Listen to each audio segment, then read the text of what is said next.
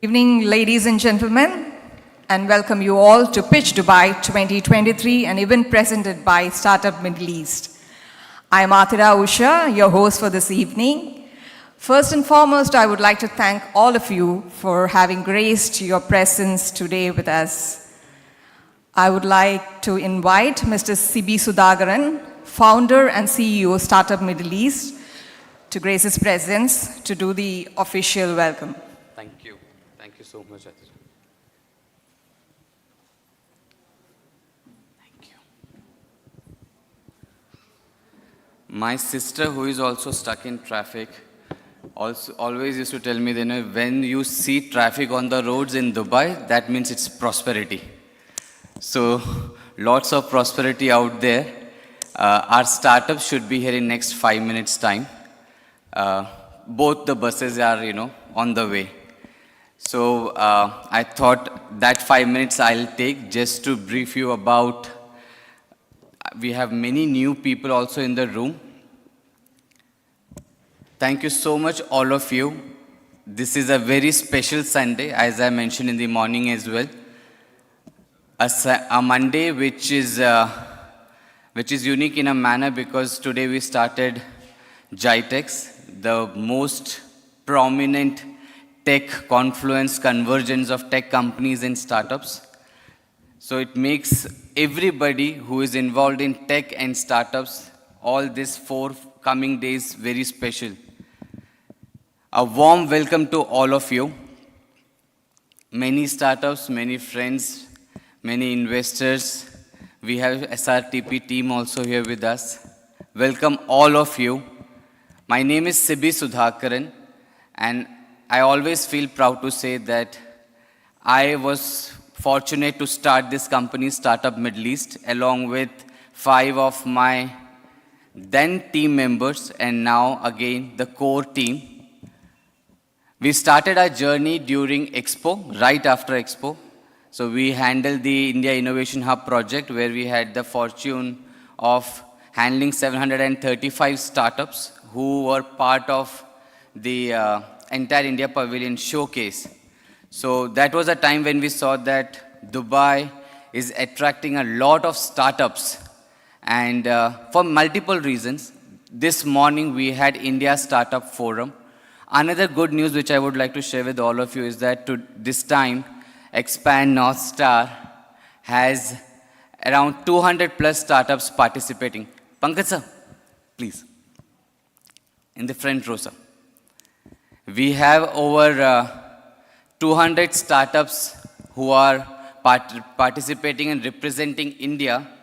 Thanks to the state governments of Kerala and Tamil Nadu, Startup Middle East is hosting 114 startups officially amongst them who are part of this entire 4 days, 5 events market immersion program. We had, last year we had the Council General of India who inaugurated the program, and we started these sessions with him. I was fortunate that, last week we met him. He said that it was just 4 days into working that he started, so he has sent his greetings and good wishes to all of you. Yesterday, we inaugurated officially the Kerala Pavilion and Tamil Nadu Pavilion at Dubai Harbour, Expand North Star. And this morning, we had India Startup Forum, where we had Abu Dhabi Global Market, we had Dubai Silicon Oasis, we had State Government of Karnataka and Tamil Nadu discuss here on the stage about the government's role in building this ecosystem.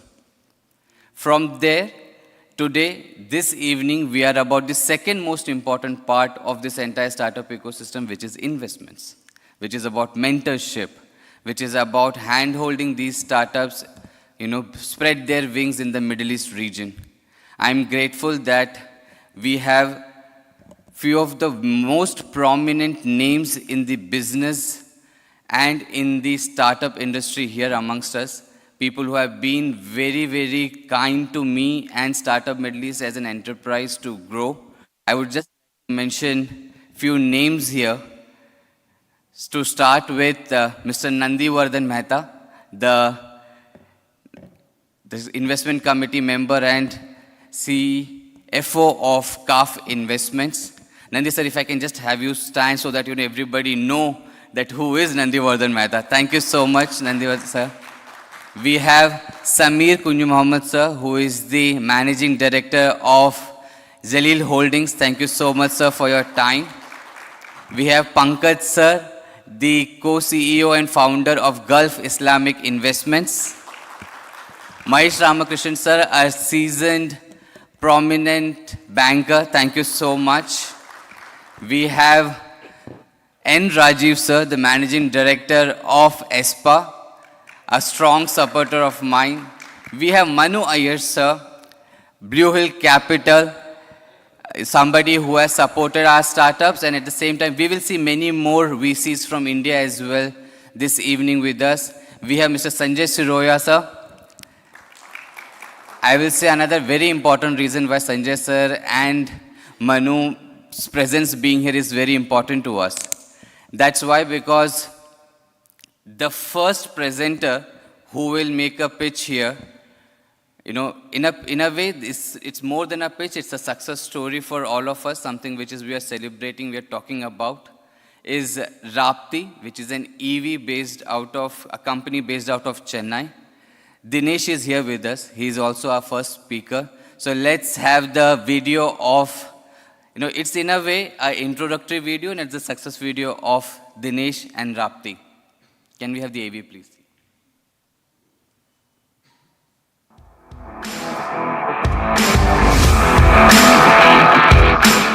Rapti is a Chennai-based electric motorcycle company. We become the first electric motorcycle that can leverage the already existing car charging infrastructure that's in India at the moment. We were part of the Startup Middle East Enterprise Forum. Here, I could meet and connect with many investors from whom I now have an investment of over $1.5 million plus a commitment of over $2.5 million.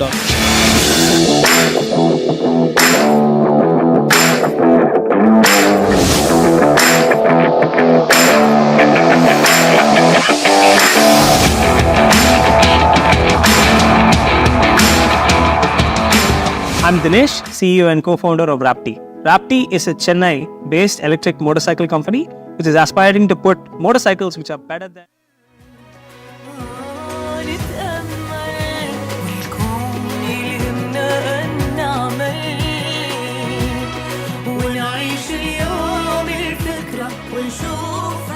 Can I have Dinesh come on stage and finish the story, please? So this is not formally starting the pitching, Dinesh, but still I would like you to come and speak about how last Jitex to this Jitex your journey has been. Thank you so much, Sibi, for this. Thank you, everybody, for convening here. We're Rapti, we're an electric motorcycle brand, and the motorcycles that you see on the left corner there are going to be our final vehicles. We're a 4-year-old company now. We've been in the R&D phase for the last 4 years, developing predominantly the tech that goes into these motorcycles, right? I'll talk a little less about us and possibly continue on that later, but we were here about 2 years ago exactly at Elevate, I think the 9th session, where we pitched here in this forum. We met quite a few people, and that was instrumental in raising our, again, $1.5 million was the quantum that came in from the Elevate session, but we raised a $4.5 million round, which wouldn't have happened if not for the session, right? So thank you so much, Startup Middle East, for actually making that happen, both Sibi, Priya, and the entire team for making that happen. So yeah, can I also talk about the company? Yeah, awesome, thank you. Thank you. So, Rapti, so India sold about 15 million motorcycles last year, right? Less than 4% of those two-wheelers were electric, right? We wanted to understand why that transition into electric wasn't happening. EVs have been in India for the last 15 years now. EVs are not new to India, right? What we understood is fundamentally the motorcycles, or rather the two-wheelers that are sold in India, in the electric side at least, were sold purely based on the total cost of ownership aspect, right? That's not why Indians buy automobiles. Kitna deti hai is very important to India, but a motorcycle or any automobile for that matter is a direct representation of the socio-economic status of that individual in India, right? So what we understood was for anybody to actually shift into electric without subsidies organically, the only way to do that is if you provide a motorcycle or a two-wheeler that is seen as an upgrade to what one is already using in India. And that's what we've built, right? What we've built is a motorcycle that is going to be seen as an upgrade to a petrol-powered vehicle in every way. Most importantly, in three important aspects, right? One, performance, not just superior performance, but consistently superior performance, right? We have a lot of electric vehicle companies today in the market which are making motorcycles, scooters, etc. But what happens is these vehicles are able to perform for a very short period of time and then their performance drops. That's aspect number one. Two, the second most important thing is battery life. We've built a motorcycle where you will never require a replacement battery in the vehicle ever, right? So we're looking to provide an 8-year warranty on the batteries and expect our batteries to last a lifetime, roughly about 13 years on the motorcycle. But third most important, the most talked about thing, range anxiety. Where do you charge these vehicles? Is there enough infrastructure to charge these vehicles, right? We become the first motorcycle that can leverage the car charging infrastructure that's already in place in India. Today, there is no charging standard for electric two-wheelers, but for cars, it's already set in stone. And we leverage that, right? How is this possible? We've built, over the last 3 years, we've built the first natively high-voltage drivetrain for motorcycles, and we have close to about 47 patents around this technology. So we built the tech, we raised money, so now we're moving from just being an R&D firm into actually being a full-blown OEM. Our motorcycles are now ready for launch and are expected to roll out mid-late January. We also had the pleasure of having industry professionals join us in the last few months. We've got the head of business of Royal Enfield who quit and joined us as Chief Business Officer. He's here today. We also have a professional who's just joining us from Ola Electric to lead our manufacturing sector. We're raising about $19 million to put our vehicles into production and scale up, and we're going to be here for the rest of the week. Would love to meet up with every one of you individually and take the conversation forward. Thank you so much. Thanks again, Startup Middle East. Really appreciate it. This is Dinesh signing off. Thanks.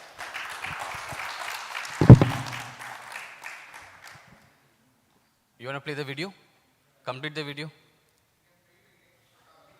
Yeah. Thanks. Thank you, Dinesh.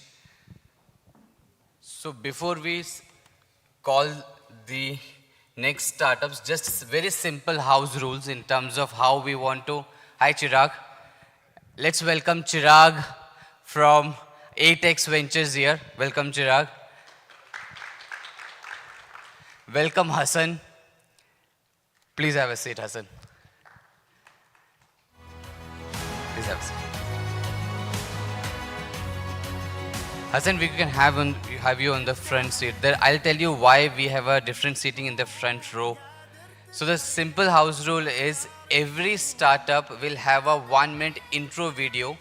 The simple reason is we save time you coming and saying your name because we have the entire pitch book circulated and there are QR codes where everyone can scan it.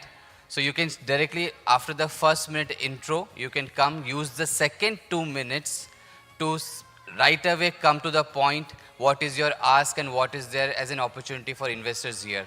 Following 2 minutes, what we expect from the first row here, is basically any queries that you have and honest feedback, which is the most valuable to young budding entrepreneurs. So that's the drill. And the other point which I would like to just add on here is once we have this entire session going on live right now on social media handles. Another thing that we will have is we will have all these pitches made into small capsules of 3 minutes each, which can be further circulated to all our investors database as well. So this is not just an opportunity to make a pitch now, but this is also something which we will carry on with follow-ups as well. So that's how the evening we will progress. And now I hand it over to our anchor, our host for today's evening to continue with the pitching sessions. Thank you so much.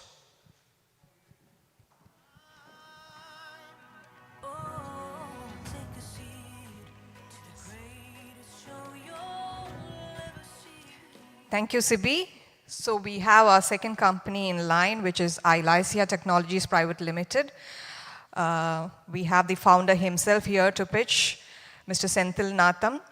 And can we have the video, please?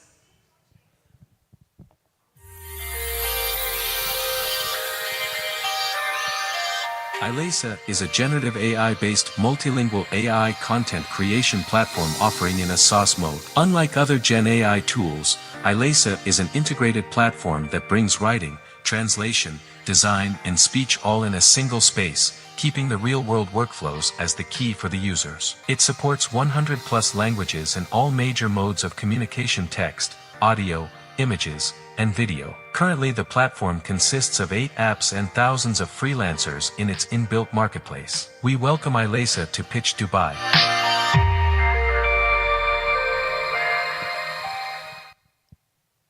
Welcome, Senthil. The stage is yours. Thank you.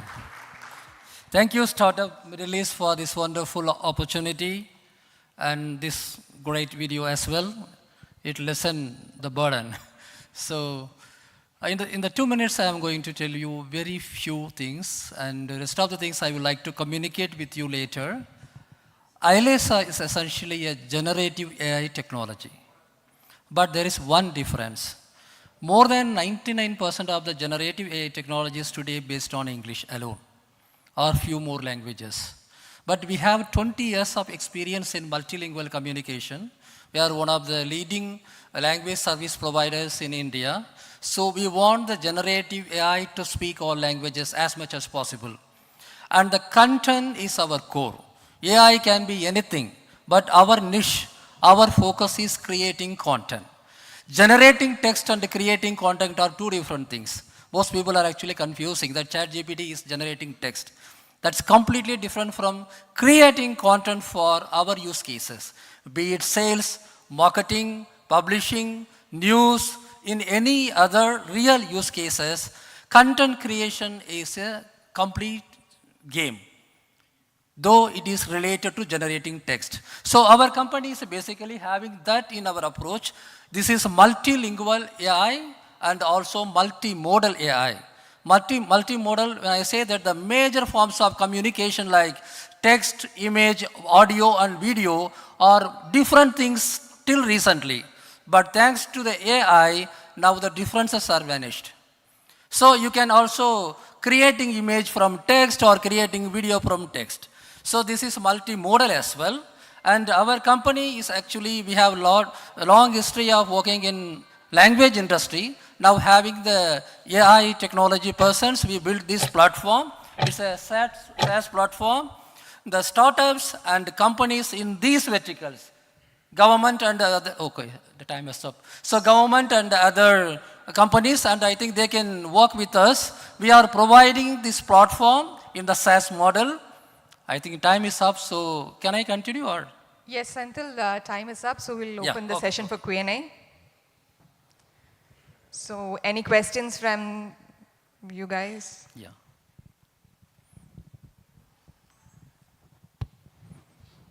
Thanks, Anthil. My question, you already have existing clients or you're just, like I'm talking from beta perspective? No, we have been using existing clients only for the testing purpose and initially we used them. This is the product, what we have done already is a services company. We cannot simply transfer it. But some of the customer, yes, they are interested because it is reducing the cost, increasing the productivity and all.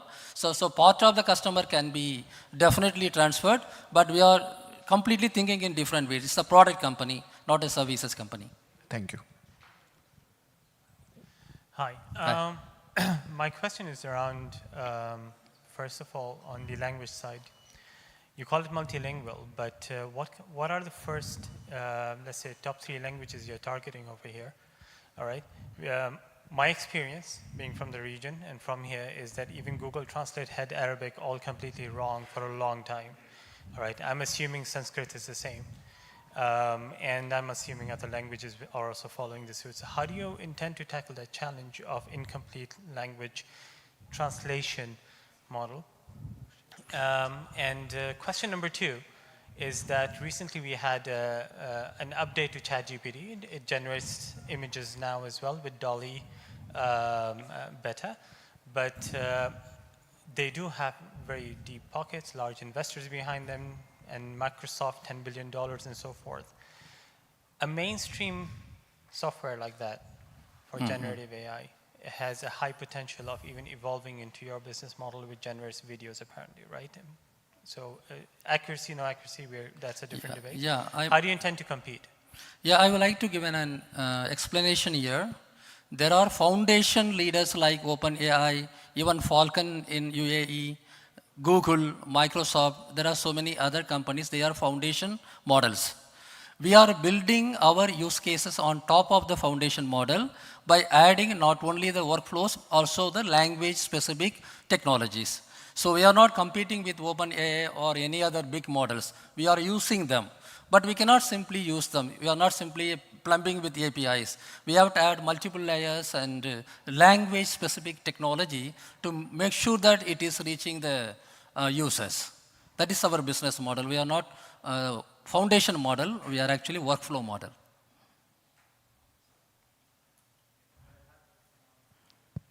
How does that impact accuracy of the language? Pardon? Accuracy of the language.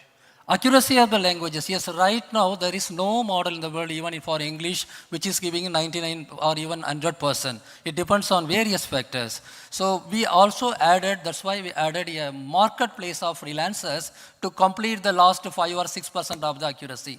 It's not just accuracy, it's mostly about the brand communication. The translation may be good, but still it may not be good for a particular brand. So we have the human in the loop added to the existing model. So this platform includes apps as well as the human.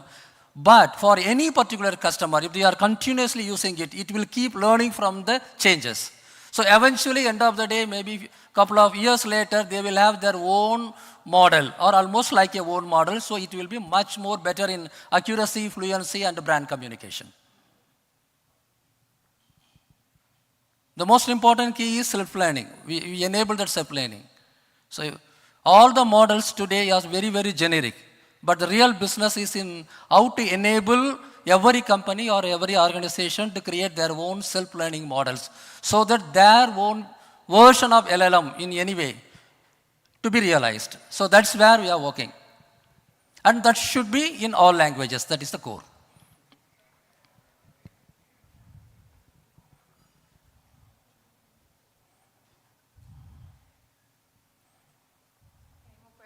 Crowd? I think that's it. Thank you so much. Thank you very much.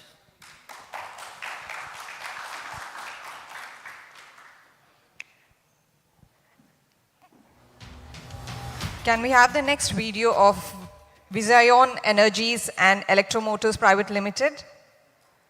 And I would also invite Mr. Sharavanan Balakrishnan.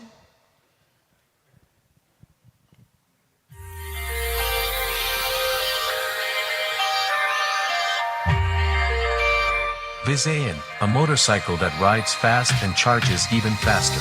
Founded by Saravanan Balakrishnan in 2018 in Tamil Nadu, India, Vian's vision is to constantly innovate, inspire, and build the best engineered electric automotive company to enhance the mobility and lifestyle of the people around the world.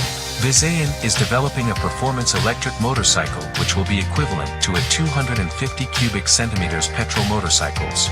They are India's first EV startup to clock 0 to 60 kilometers per hour in 3.2 seconds with advanced motor technology and patented liquid-cooled battery technology. With their highly efficient motor technology, Vian is reducing the battery capacity by 20%, and that means 20% reduced initial cost. Vian motorcycles are capable of fast charging and delivering extreme performance at a cost on par with the IC vehicles. We welcome them to Pitch Dubai.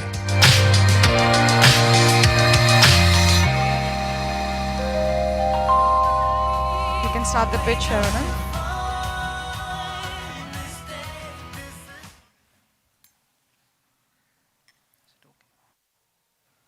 Hello. Yeah. Hello everyone, I'm Saravanan. Thank you Startup Middle East for the wonderful video. We are a performance electric motorcycle manufacturer, and I would like to start with my team. We are a team of 6 members from the same college who has been known teacher for almost 12 years now. We have worked for various automotive companies and have a cumulative experience of about 50 plus years. And we have done a lot of projects during our college days, and that is where the passion to build something for the society has born. And currently, we are India's first startup to develop a 30 kilowatt dynamic torque vectoring motor technology, which is patent pending, and a liquid-cooled battery technology for 8 fast charging, which is patent granted. And we are the only startup to clock 0 to 60 in 3.2 seconds on road with our proprietary battery and motor technologies. Coming to the problems, the EVs are roughly about 1.7 times costlier than its petrol counterparts. And not only that, it is associated with a high charging time of about 2 to 3 hours, and they lack performance. Our solution is a motorcycle that rides fast and charges even faster. All thanks to our battery technology and the motor technology, where you can charge in any charging station for just 20 minutes, and you could ride for about 80 kilometers. It could clock the top speed of about 140 kilometers per hour and deliver a range of about 300 kilometers IDC on a single charge, and it could take you from 0 to 60 in less than 3 seconds. And our target customers are premium and niche segment who are predominantly motorcycle enthusiasts who love motorcycle riding. Coming to the market opportunity, it's a huge market. Everybody knows that. It's a $224 billion US dollars, the target market. And the target market is $56 billion US dollars. In India, the 250cc motorcycle segment is around $108 million US dollars. We make revenue through sale of motorcycles and through subscription plans. Coming to the ask, we ask $1 million US dollars to develop the motorcycle, where we'll be giving up 10 MVPs, which is homologation and test completed. And post that, we'll be raising $6 million US dollars to start the production and sales. Thank you. Thank you, Sharavanan. We have the Q&A open. Can we have the mic there, please? Thank you. I would like to know more about the battery, this liquid-cooled battery technology. How does it work? Sorry, I may not be knowing much about it, but how, are you focusing on the vehicle or the battery, or batteries available? Could you give us just a bit of an idea on that? Yeah, we are actually using the available batteries, but we are packing it with our liquid-cooled battery system. So the thing is, all the batteries will be cooled uniformly, so there will not be any hot spots, so that it could aid fast charging without reducing the life cycles of the battery. So you can do fast charging at a cost of reduced battery life is what is generally available right now. And we are attacking that problem through a proper thermal management with uniform cooling technology. And since it's a motorcycle, the compactness of the battery pack is of prime importance. You can't have a much larger space as in cars. So the way we pack it and the way we manage the thermals is the art. So that is where we have got a patent as well in India. What is the cost of the battery as a total cost of the vehicle, as a percentage? So actually we are looking to provide 2 variants. One is the premium variant would be around 3 lakhs and the standard variant would be around 2 lakhs. So the cost of the battery pack would be coming around 80,000 for the standard variant, which will be around 4.5 to 5 kilowatt hours. And what is the range of this vehicle? IDC range, we are trying to provide 300 kilometers on a single charge. Yeah, and that is possible because our motor technology, our motors are 20% more duty cycle efficient than the competitors. So yeah. These batteries are swappable? You can swap the No, battery? it's a fixed pack. It's a fixed pack. It's a fixed Yeah. pack. Okay. So I would have a charger. So let's say I'm living in an apartment. Okay. Right? So what kind of a charging facility I should have in the building? Actually, the vehicle comes with an onboard charger of about 1.5 kilowatt hours. So that would take around 5 hours to completely charge. You could charge in any socket, the conventional household socket. But when you intend to do a fast charging, you can do it in any 4-wheeler charging stations as well. It is AC level 2 compatible. Okay, so it is typical lithium ferrous phosphate battery? It's an NMC, lithium It's ion. NMC. Yeah, It's yeah. an NMC. Okay, Yeah. thank you. Thank you, Sharavanan. I think we have run out of time. Thank you. Thank you, everyone. So I would like to invite our next company founder, Mr. Sharad Bhushan from Buan Junior. Can we have the video, please?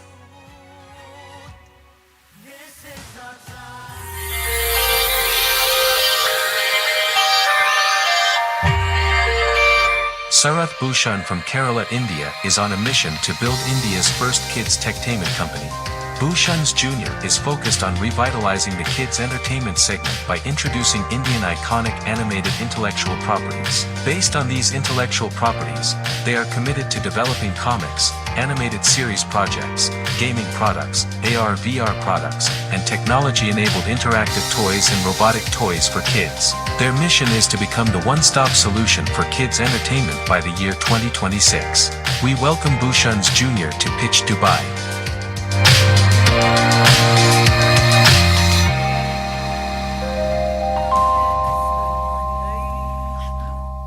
Hi, good evening. Myself Sharath Bhushan, founder and CEO of Bhushan Junior.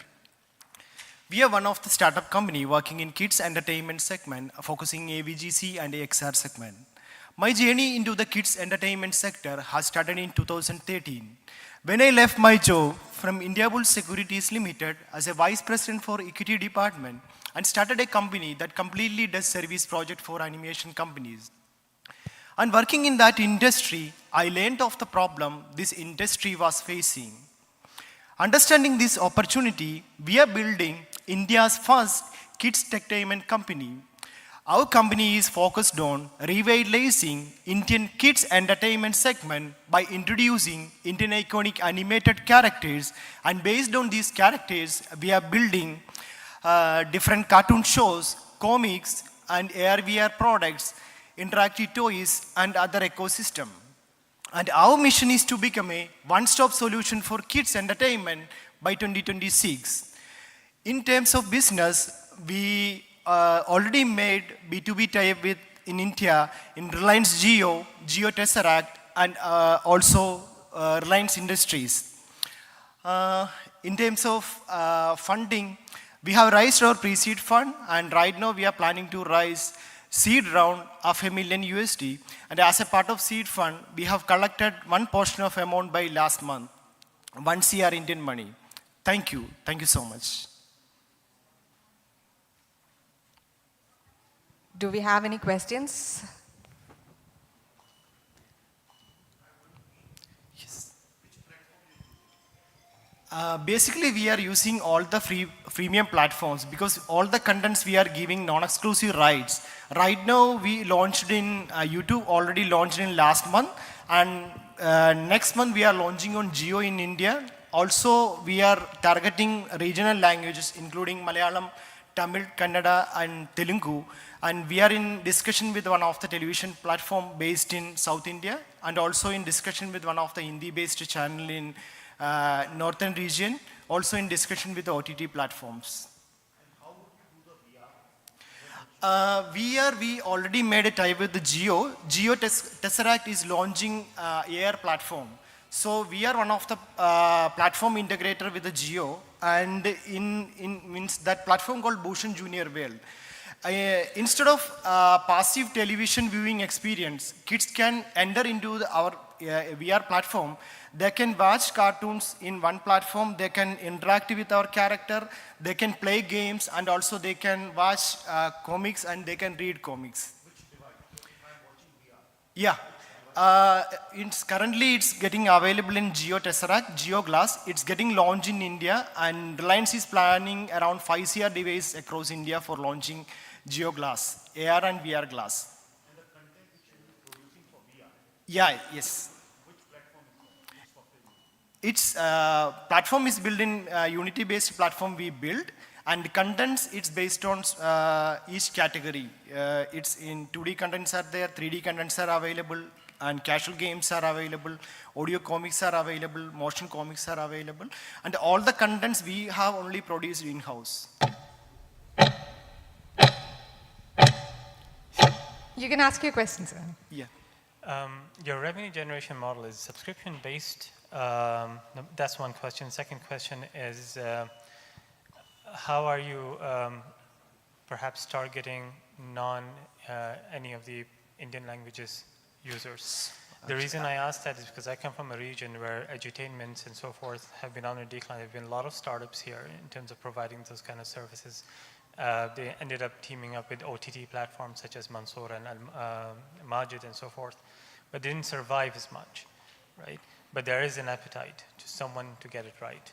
So just on a quick. Yeah, sir. Actually, your first question, second question, I didn't understand very well because it was not audible. And in terms of business plan, right now we are focusing B2B business plan. In non-exclusive rights we are giving to all the platforms, and we are right now we are targeting for OTT, AVOD, and SVOD system we are targeting. And for AR/VR platform, right now we are planning AVOD system, but maybe in 1 year, after 1 year, we are planning for SVOD system. Subscription-based plan we are planning.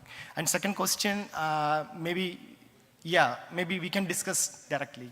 Thank you so much. Bye. Thank you, Sharad. Can we next have Quotient Technologies video, and I would like to invite the founder, Mr. Akhil Deepak,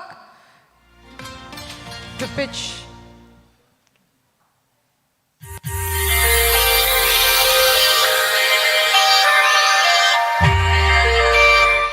Quotient is building a metaverse aggregator SaaS platform for corporates, peer startups, and tech-savvy millennials who are facing bottlenecks in integrating metaverse plus Web3 tech into their workflow by creating a democratized ecosystem accessible for anyone at an affordable 50% lower cost. They are introducing an all-inclusive and easily accessible aggregator platform plus extended AR/VR 3D marketplace for businesses and consumers globally, which has the potential of becoming the all-new Web3 social media experience in 3D. We welcome Quotient to pitch Dubai.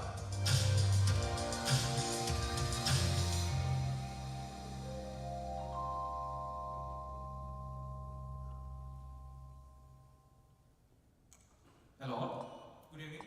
So my name is Akhil Deepak. I'm one of the founders of Quotient Technologies. We are offering Metaverse as a service to the B2B business segment. And actually we are introducing world's first Metaverse aggregator platform, which will be powered by Web 3.0 standards. So as you know, the Metaverse has become a buzzword in the tech industry recently. And there are many companies, including our peer startups within India or abroad, and even major companies or corporates are running towards creating their own metaverse solutions. So we are not providing another metaverse platform which is competing in this upcoming race. Our belief is like there won't be one dominant metaverse in the future. Instead, it will be comprised of many metaverses owned by different content providers or different companies. So what we are trying to build here is like an Uber or Airbnb movement in the metaverse industry. And how does we do that is again with the Web3 standards. As mentioned in the image, XR Realness is our one-stop shop for all your metaverse needs. It will be interconnecting all of the metaverses, which is powered by Unity, Unreal, or any kind of virtual stores which will be owned by the respective brands. Instead of relying on a Facebook or a Microsoft owned metaverse, and instead of sharing all the first-party data with the content providers, you can create your own metaverse ecosystems for your customer base, and you can have the rules and regulations according to your requirements. So that is that's about the product. And as I mentioned, the ask would be basically we are split down the entire ecosystem into multiple milestones. And the initial milestone, in order to achieve that, we are asking about $250K, and that will be the pre-seed funding. And after that, we'll be going for 1.5 million on the Series A or like a seed funding. And myself, I have experience working in Mercedes-Benz R&D, and basically my co-founder, she was working in TCS, so we both have like 3D as well as the coding capabilities which is required for building a metaverse system. Thank you, Akhil. We have the question answer session open to the crowd. Anybody has a question? What's the revenue model and who all are going to pay? So basically we do have like 4 types of revenue models. First one is a SaaS model subscription. So as I mentioned earlier, we are focusing on the B2B market, but still any of the end user can create their own metaverse solutions for their, like, let's say for a personal purpose or a party with the friends and all. So we do have like starting from basic to premium plans, and we have like enterprise plan for the customers. That is a SaaS model. Second one, we do have a marketplace for AR and VR contents which are developed in-house and which are developed by the peer startups. So we'll be taking 10% commissions on all of the sales happening within the metaverse platform, and that again it's controlled by different entities, but whenever the transaction happens between the metaverses, we'll be taking the commission. And we do have advertisements as well, or order to sponsor one particular metaverse so that the more number of users can get the traction. So these are the like 4 different business models. First one, just to clarify, is both B2B and B2C? Yeah, this is both B2B and B2C, the platform itself. Yeah. Any other questions?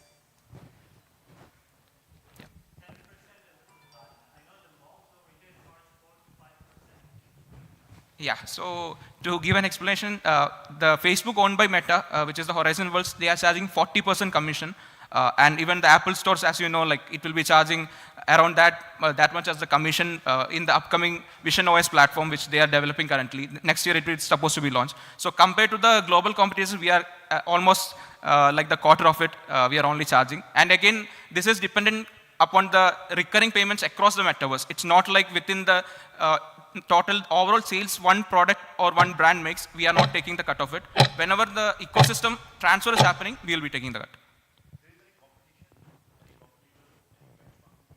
Yeah, right now for the metaverse aggregator system, there is no competition, but we have competition like all the Horizon Worlds and different global companies are there, but they all have a closed ecosystem. They are not interoperable. So in our expectation is like whenever you purchase an asset in our metaverse ecosystem, it can be transferred across in this multiverse of this digital multiverse. So that is not possible with the current scenario. Yeah. Thank you, Akhil. Thank you so much. We have the next company on DICE, which is Stalwart Dental Solutions, and the video, please. I would also like to invite founder Dr. Fayaz Faisal. Dento, more than just dental care providers, are architects of an ecosystem, meticulously crafted to elevate oral health and society's overall well-being. Our team is on a relentless mission offering accessible and cost-effective high-quality dental solutions but also nurturing a network that empowers dentists to flourish in their practices. The long-standing neglect of oral health has impacted people from all walks of life, affecting their quality of life and productivity. Just like any other ailment that afflicts the body, we firmly believe that prevention is always better than cure. At Dento, we're assembling a symbiotic community of dentists, patients, and clinics/hospitals, harmoniously working together to enhance the landscape of oral health.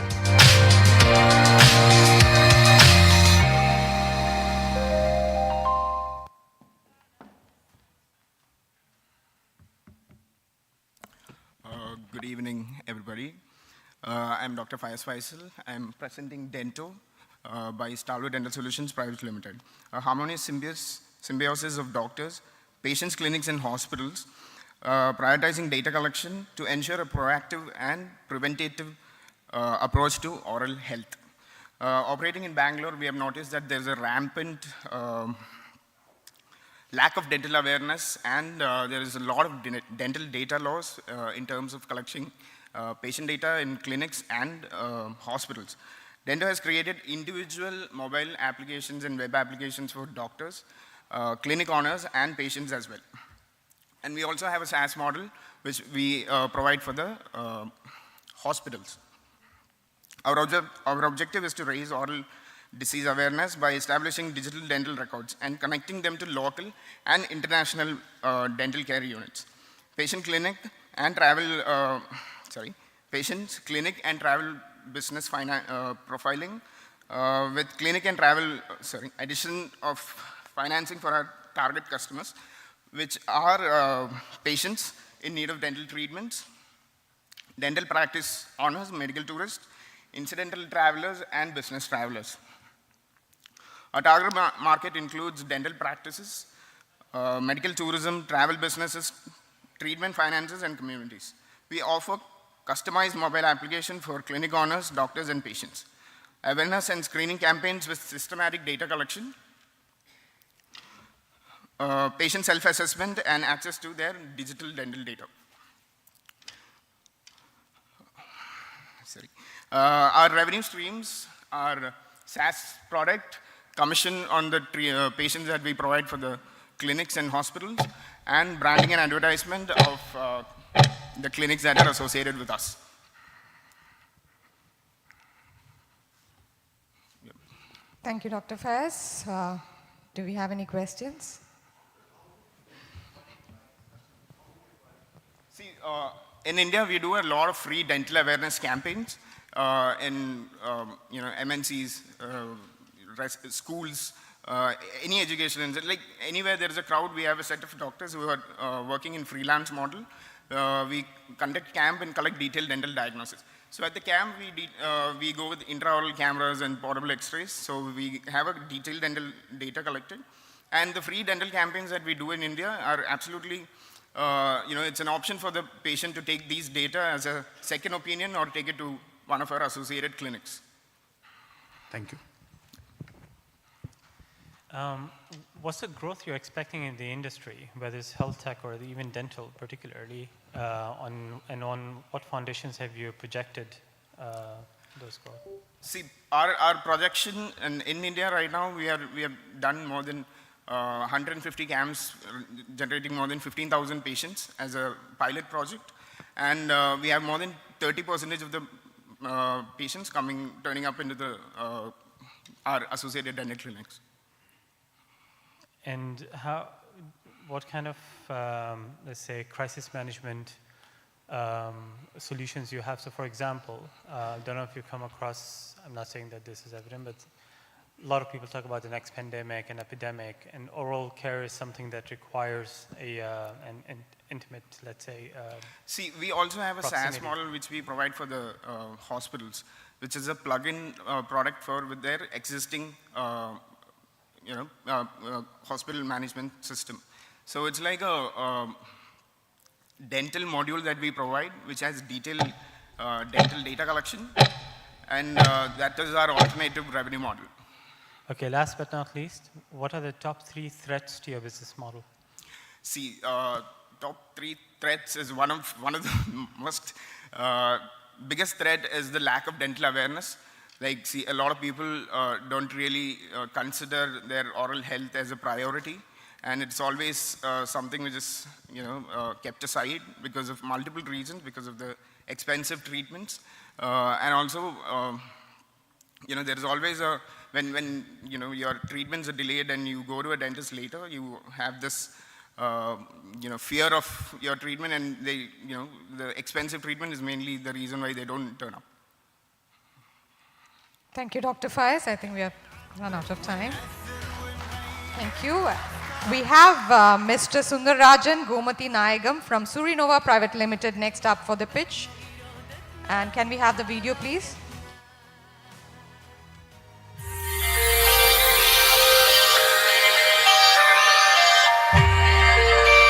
Surova is an innovation-driven organization that focuses on providing pragmatic business solutions to the farming sector. While the current innovative efforts by many corporates and organizations focus on mechanization, Surova focuses on automation. At present, most of the agro solutions are man-driven vehicle-oriented, while Surova solutions focus on wire-driven remote operation. Surova also ensure the products do not pollute the environment by using fossil fuel. Ours is a clean energy solution that uses batteries.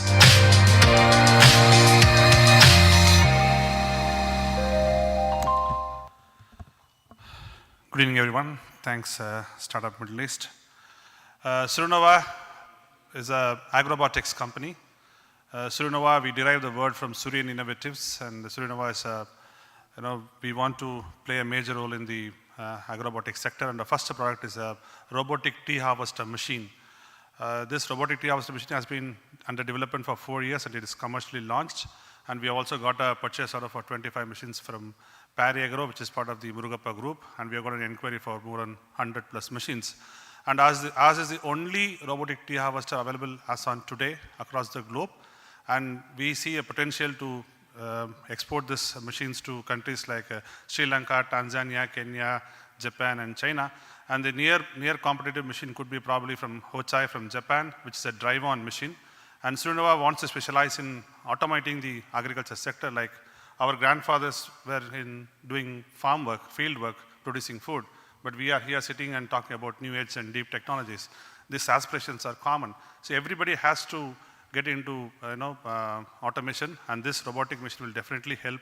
And as we all know, it's a commercial product, but there is also a social impact. We all know, like what we used to call as barbers have now transformed as hairstylists. So we want the tea pluckers to get transformed themselves as rover operators. And they will use robotics, they will use rover operators, they'll have keypads in their hands to make this machine run. And we expect this machine to be sold across the globe. And the first ask is about, the government of Tamil Nadu has already invested about 5 crore Indian rupees and taken 10% stake in our company. And our ask is about 3 million to expand our operations. And definitely we'll come back with a large ask once we start into exports and reaching out to other markets. Definitely Surova is here to stay. This is our first product. Our next products could be sugarcane harvester or a paddy harvester. And we want to completely focus on our Indian ecosystem, not only our Indian ecosystem, but also to the export market as well. Thank you. Thank you. Now we have the questions. Yes. What's the efficiency of these machines compared to being hand picking? Yeah, it does the work of about 25 people. And if you include swabbers and side trimmers, it does the work of about 35 people. What's the approximate cost of a machine? About 30 lakhs, and your ROI is about 180 days. Good. 30 lakh Indian rupees, not dollars. Yep.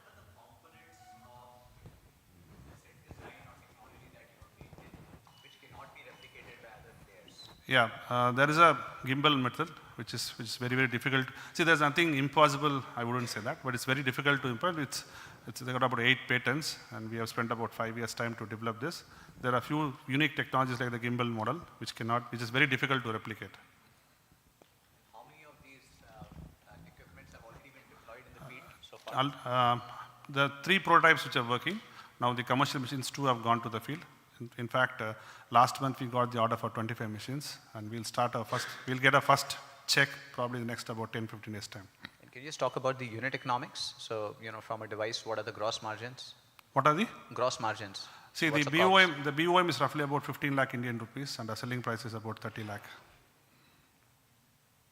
15 lakh is today, but probably it will come down to 10 to 12 lakhs time if you start mass producing and things like that.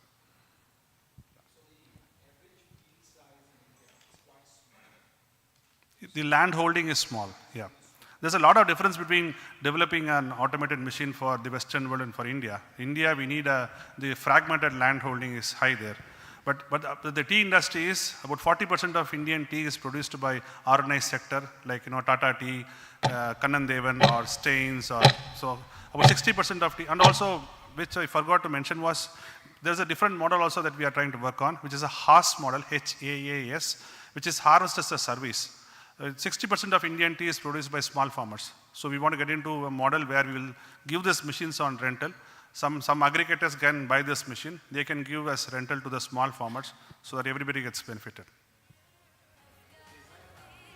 It's completely Tamil Nadu. Thank you. Yeah, it can work in Kenya, it can work in Tanzania. Wherever tea gardens are there, it will work there. Yeah. Thank you, Mr. Sri Lanka, Japan, China, Vietnam, wherever tea is grown, so it's for our countries there. Thank you. Thank you all. Thank you. We have the next company in line, which is Enotech, and I would like to invite Mr. Ratnasamy KS to do the pitching. Can we have the video?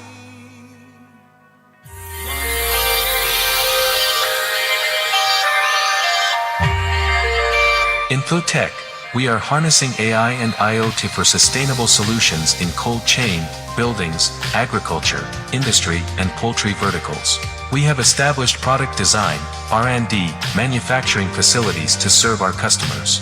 We have deployed more than 20,000 devices and handling 1 million message packets every day.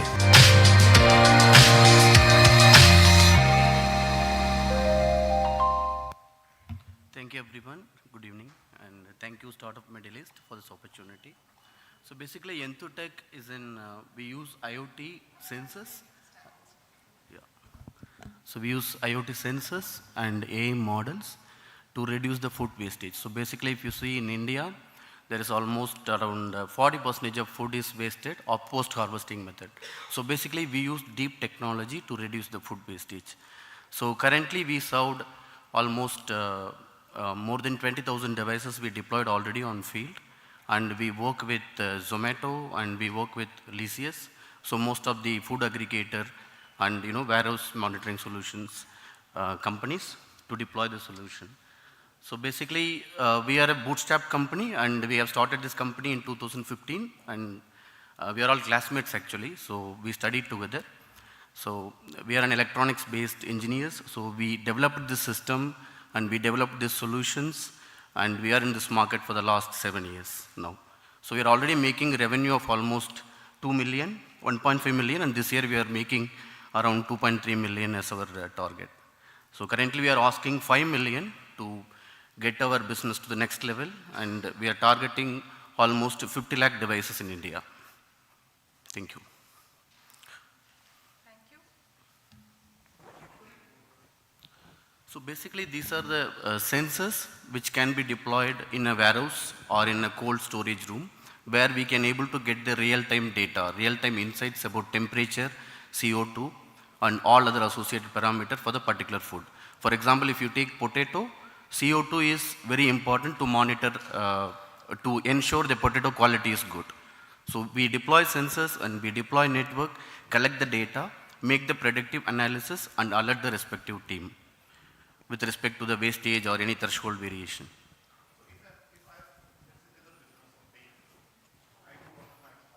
Yes. Yeah. How you would be able to help, or how? Okay, for example, say you are using a refrigerator in your bakery, okay, and say the refrigerator temperature is fluctuating. Sitting in your home, how do you know that, okay, the temperature is fluctuating now? So basically what we do is we put a sensor inside your refrigerator and collect the data to the backend platform and make an analytics and say that, for example, the refrigerator temperature is going down or above a set level, then immediately we give an alert to the field steps. Okay, thank you.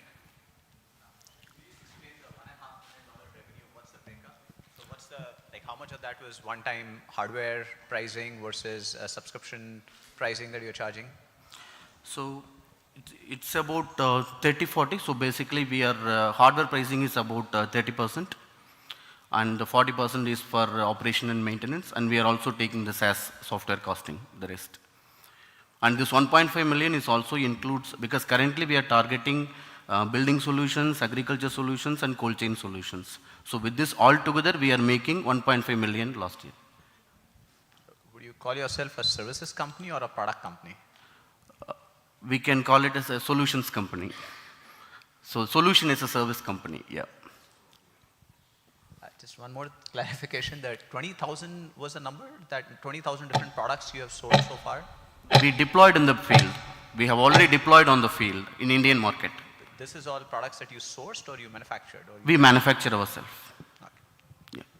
Thank you. Thank you. Thank you, Mr. Ratnasamy.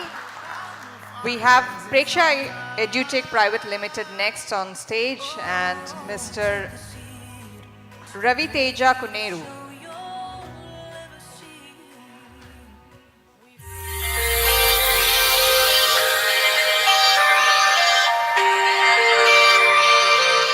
Founded by Raviteja Ko-Nehru in 2022 in Telangana, India, Preksha is a zero-cost EMI fee financing aggregation platform that allows students and parents to pay education fees in multiple equal monthly installments, EMIs, without incurring additional fees or interest charges. Unlike traditional methods where the entire tuition fee is paid in a single tranche or multiple tranches, zero-cost EMI financing offers the following benefits: interest-free loan, affordability, no hidden charges, flexible repayment, predictable budgeting, digital application. We welcome Preksha to pitch Dubai.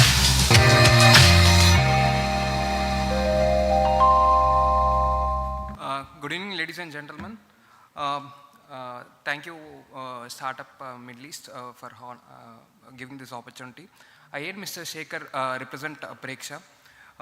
In a country like India, where you could see an increase of middle-income families, where they want to send their kids to an allied school or, an quality education, and they are unable to do it just because of the increasing costs of education in India.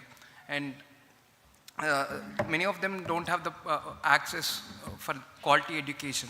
And this has become a reason of budget constraint, which many of the parents in India have it.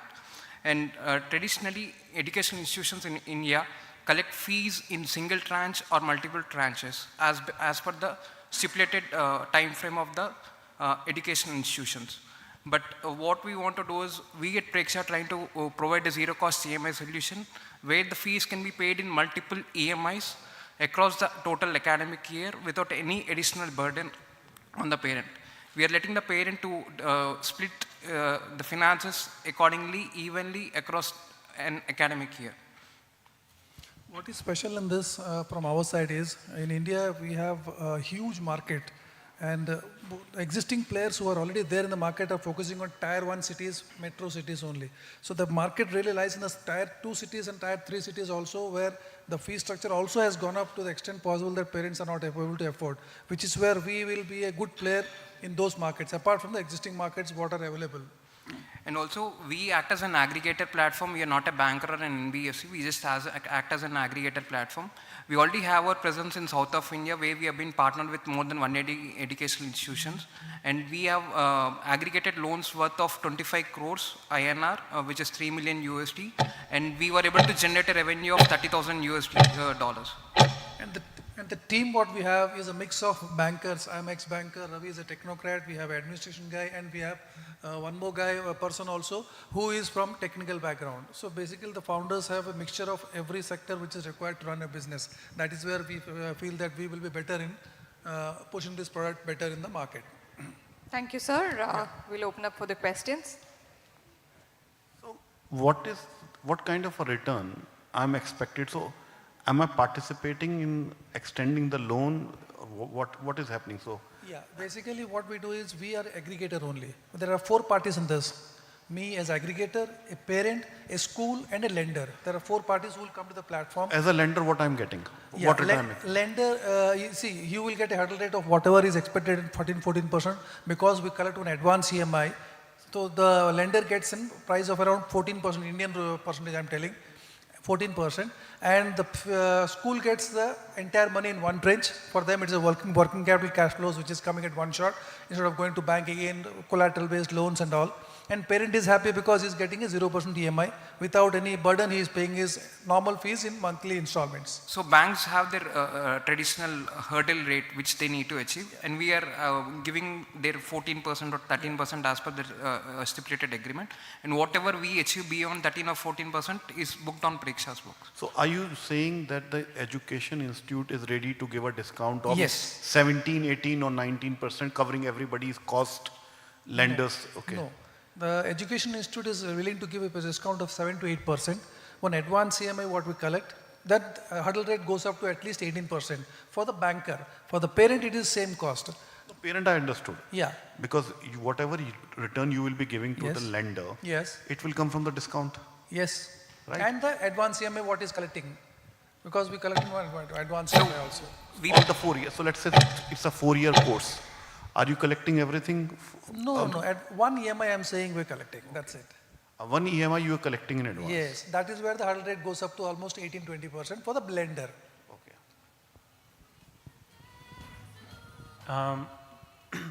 My understanding is that the Indian market in terms of Yeah. education is very highly saturated and dense, right? So what incentive does an education institute or university have in order to extend that kind of discount? They could just say, why should I give any discount? If not to you as a student, I can get another one.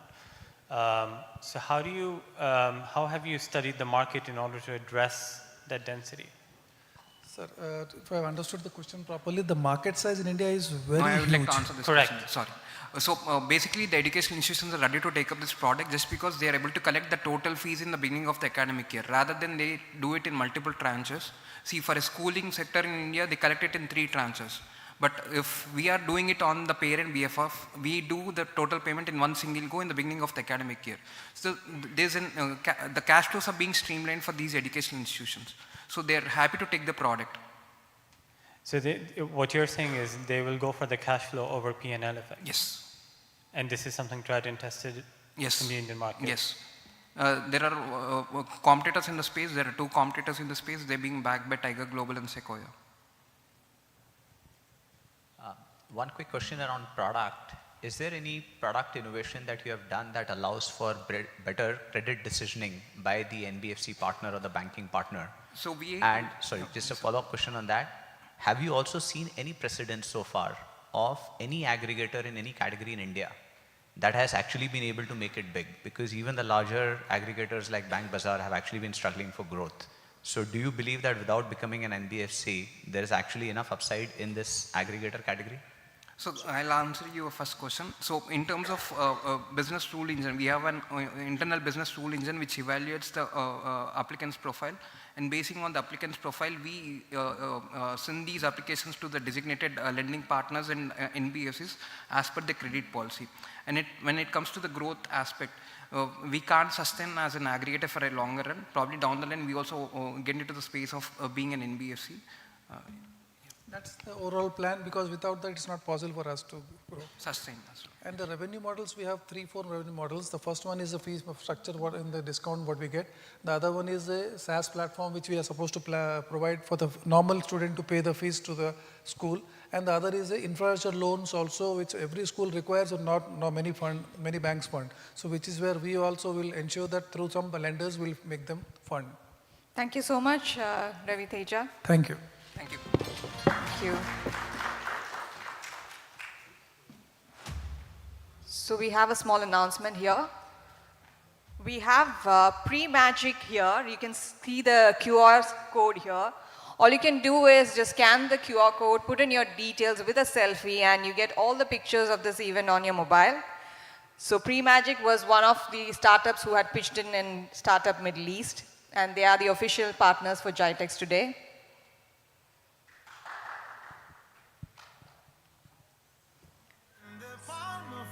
I hope all of you all scanned the QR code.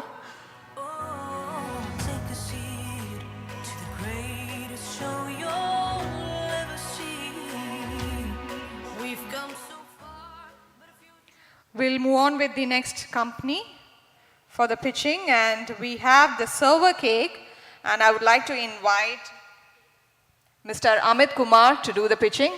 Can we have the video before that, please?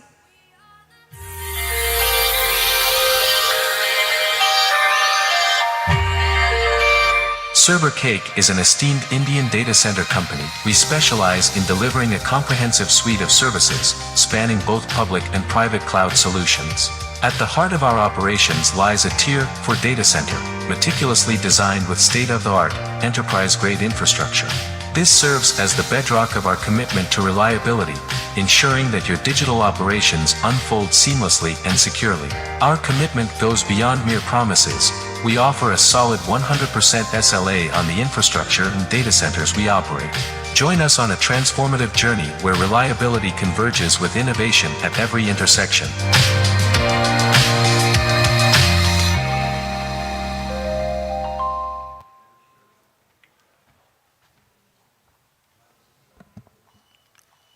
Good evening, everyone. Thank you, Startup Middle East, for the opportunity. Myself, Amit Kumar, co-founder at Servercake. Since yesterday, everyone talks about metaverse, Web3, blockchain, AI. This is all about GITEX event and North Star. All this technology and innovation requires cloud hosting. Without cloud, no technology and no innovation can be in a usable format. I think everyone agrees to it. So being a cloud and data center company from India, so we have been in this industry for more than a decade now, and we provide cloud services in a customized and tailor-made solution, where the market in India as of now is $3 billion, which has been only 20% penetrated, and it's an ever-growing market to $11 billion in 2028, where we focus our products will be and services will be a fit and forget model to all our customers. And as of now, we are in a run rate of nearing a $1 million USD, and we are building a strategic senior leadership team to address the enterprise business and the opportunity which is lying within India. recently we had in discussion with fintech companies, AI companies and banks, and we are in the process of securing contracts of $500,000, $1 million with some leading banks in India. Our ask is about $1 million USD now to build our senior leadership team and to expand our cloud locations across India as well as across the globe. Thank you. Thank you. And do we have any questions?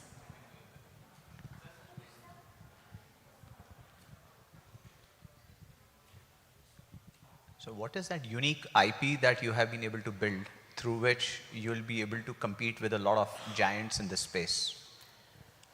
Yeah, see, everyone has moved and shifted towards cloud. Now the problem statement is like how to optimize the cost. Even a $10 million revenue run rate company is also looking at how to optimize the cost. So that's how, like, since last 2 years, we are getting a lot of inquiries.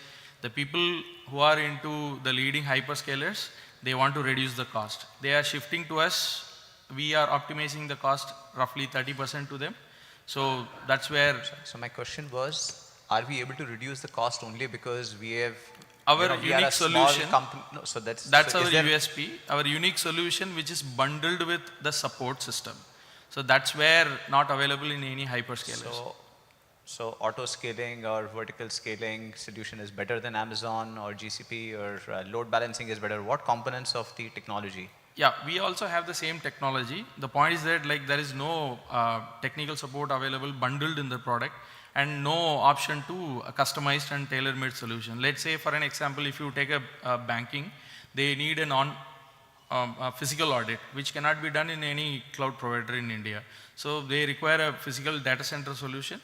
So where we compete with them in terms of this kind of USP is what we would say, like, we win all the orders now. And on the data center technology, you have got these different tiers, right? Tier 2, tier 3. We operate in tier 4 facility only. Tier 4 facility. And only green data centers. Got it. Then if you can actually deliver Amazon type or an AWS type of experience, I would say just go and raise 20, 25, $50 million, right? $1 million won't cut it. Yeah, thank you. Thank you so much, Amit. Thank you.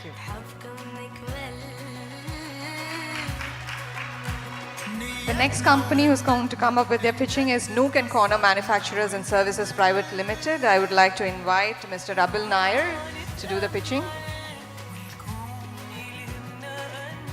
Can we have the video?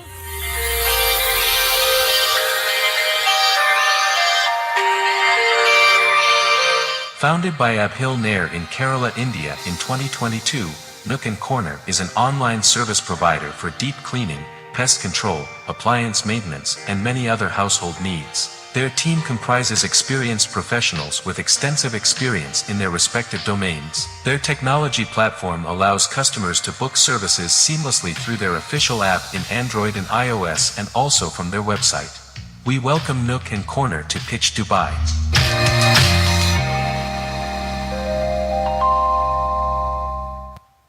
Hi everyone, good evening. It's a nice evening right now, and thank you Startup Middle East for this opportunity. So I will get into Nook and Corner. Nook and Corner is very simple to say in one word. We have urban population, urban cities across the globe, even it's UAE, Dubai or India. We have Tier 1 cities, and a lot of urban population are rising each and every year. So the problem with the urban population is that we have limited time because of our work schedules. So connecting with the C-level workers is very important for a person who is living in the urban cities. So there is a problem which we have found out, where we have a very good competitors in the market, which is Urban Company, which is a very popular app. It's a unicorn app. Still, they lack a lot of problems. Still, there is a scarcity of arranging the C-level employees across the globe. So that's what we focus. So we have our own IP. We have our own training IP. Nook and Corner is an aggregator, tech aggregator, who connects C-level employees with the urban city people to fulfill their needs. That's what Nook and Corner does. And we started this Nook and Corner on last year. as a pilot, we started our experiment in the Tier 2 city in India called Quotient. Under Kerala Startup Mission, we have been working. And through this 1 year, we had researched and we have managed to get big builders and a lot of clients across Cochin. And we have a 99% of, believe me, we have, I'm saying it with my data, we have 99% of customer satisfaction in that particular market. Right now we are launching in Mumbai and also we are launching in UAE.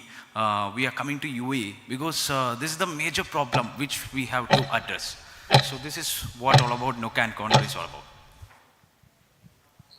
And we have any questions from the crowd?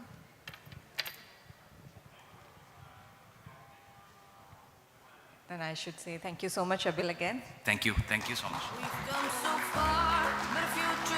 Next in line is the E-Plane company, and we have Divya Manchanda on stage to pitch in her idea.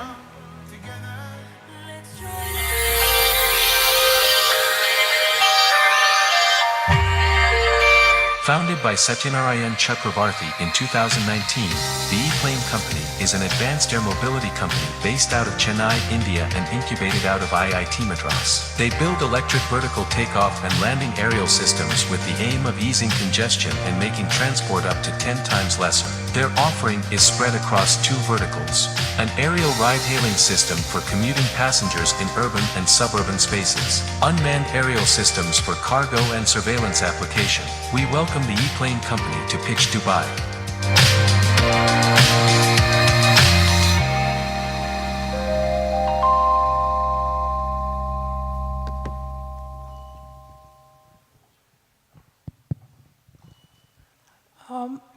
Before I start talking about the company, our company, E-Plane Company, and the new novel technology that we are building, which is the electric air taxi, I would like to talk about something more important, which is your happiness and your freedom.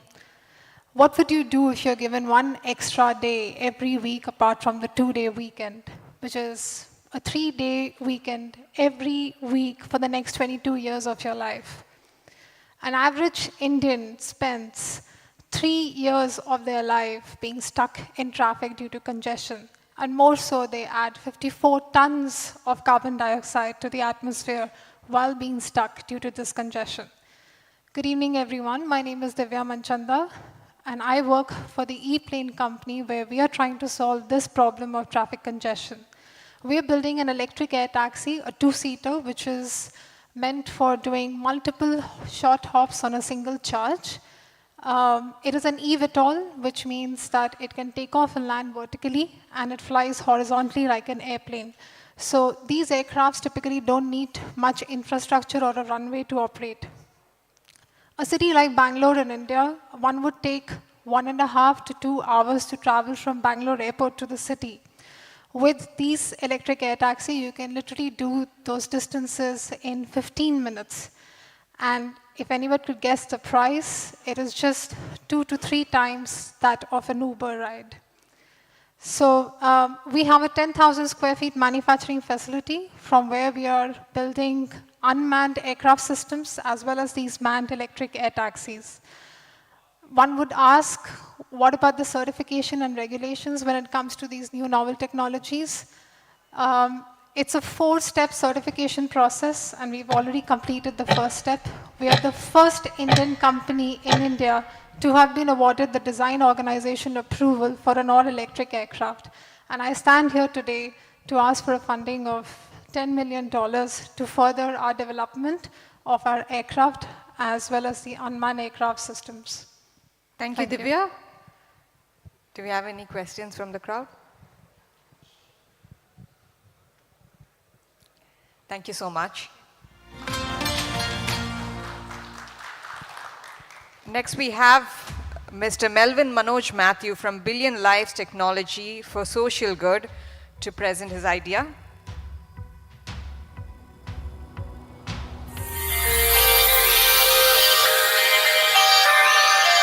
Founded by Melvin Manoj Matthew in 2015, Billion Lives is a software product company specializing in leveraging technology to improve the sustainability and CSR aspects globally. Impact grows. ESG management SaaS. Some modules include ESG multi-index reporting and monitoring, ESG risk assessment, sustainability-linked loan product, SLLP, supplier assessment for ESG, ESG AI assistant, GHG calculator. We welcome Billion Lives to Pitch Dubai.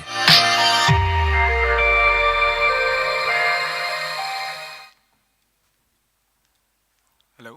Yeah. Hi everyone. Thank you for this opportunity. My name is Melvin Manoj Matthew and I'm the founder of Billion Lives. So today I'd like to talk about my product Impact Grows. Impact Grows is an ESG and sustainability SaaS platform that we provide for corporates and financial institutions. We launched our product in GTEx 2021 and after a year of product market fit, we started our go-to-market and the response has been tremendous. After a year of understanding what the market is, we understand that we like to provide a full service through which companies can not only do their regulations or compliance, but they entirely improve their ESG as an entire practice. Right? Our revenue model is SaaS and layered services such as advisory and consulting. We do have a lot of competition in the space, but what sets us apart is our competitive pricing and the fact that we provide more specific modules that help solve the problem of ESG. Our investment ask is around 1 million because we want to make sure that we do bring ESG sustainability solutions to this side of the market. Whenever people think about ESG, they talk about Europe and the Americas, but we want to make sure that we are those solutions that bring this kind of improvement on this side of the world also as well. With that, I'll stop and I'll just open up for any sort of questions. So we have built almost all our modules out there, and for the last 1 year, we have also had active users and companies using the module. So almost all the modules that they just talked about, we do have it actively working right now. We do. I'm sorry. Because as of now, even though it's just been a year in the market, we're a totally bootstrap company. So as of now, we need that investment to make sure that we can be competitively sound in the market. There are a lot of other players there who are actually taking the edge because they're getting the investment round. So you have a product which can be used? I'm sorry? Yes. We do have a product that can be used and it is being used by a lot of companies. So you have a lot more deeply funded competitors, right? So what are the other modules? You said you have specific modules that others don't have. So what are those? Yeah, okay, I'll just give you that example, right? So we don't try to sell the software. What we try to do is try to be a solution provider. Whenever we do approach a corporate, they might start off by saying that we just want to do reporting for compliance sake, and we might start there. But then it'll move on to being like, okay, let's get your GHG emissions in line. Let's try to understand your supplier assessment and so on and so forth. So each of these modules, we have kind of catered for each of our segments, be it corporates saying that we'll start from reporting, GHG emissions, supplier assessment and so on. For financial institutions, what we help them do is we help them assess the ESG risk in their existing companies. Even though right now credit risk is the main thing, people are not looking into what the climate risk associated risks are. So that is the starting point, and we are also looking to facilitate sustainability finance also as well, because it's very important to make sure that we can fund companies who are looking to transition to more non-renewable energies and other focus areas like that. And we also just launched our Gen AI platform through which we make sure that even consultants or anyone like yourself can look up companies and directly ask questions like you would ask a ChatGPT, so that people are very well aware of what the ESG goals are or actual information is regarding to a company. We just launched it. It will be available for everyone. So we're trying to be that kind of a player which will actually bring change to this side of the world. Thank you. Any other questions I can entertain? What's been your journey so far? Like, have you already been operating as a services company in the past? That's a very good question, and it's on point, right? From 2015 we started, and from 2015 to 2019 we were a services company, and we were predominantly working with governments. So any sort of initiative, be it COVID, be it Kerala floods, Assam floods, we were the technology provider who were tracking all the beneficiaries, what is actually happening to them. That is when we realized that we can productize these two things, and then our journey started from there. Thank you, Melvin. Thank you so much, everyone. Thank you. Next, we have Mr. Sri Shankar S. Nair from Brainwired to pitch in his idea.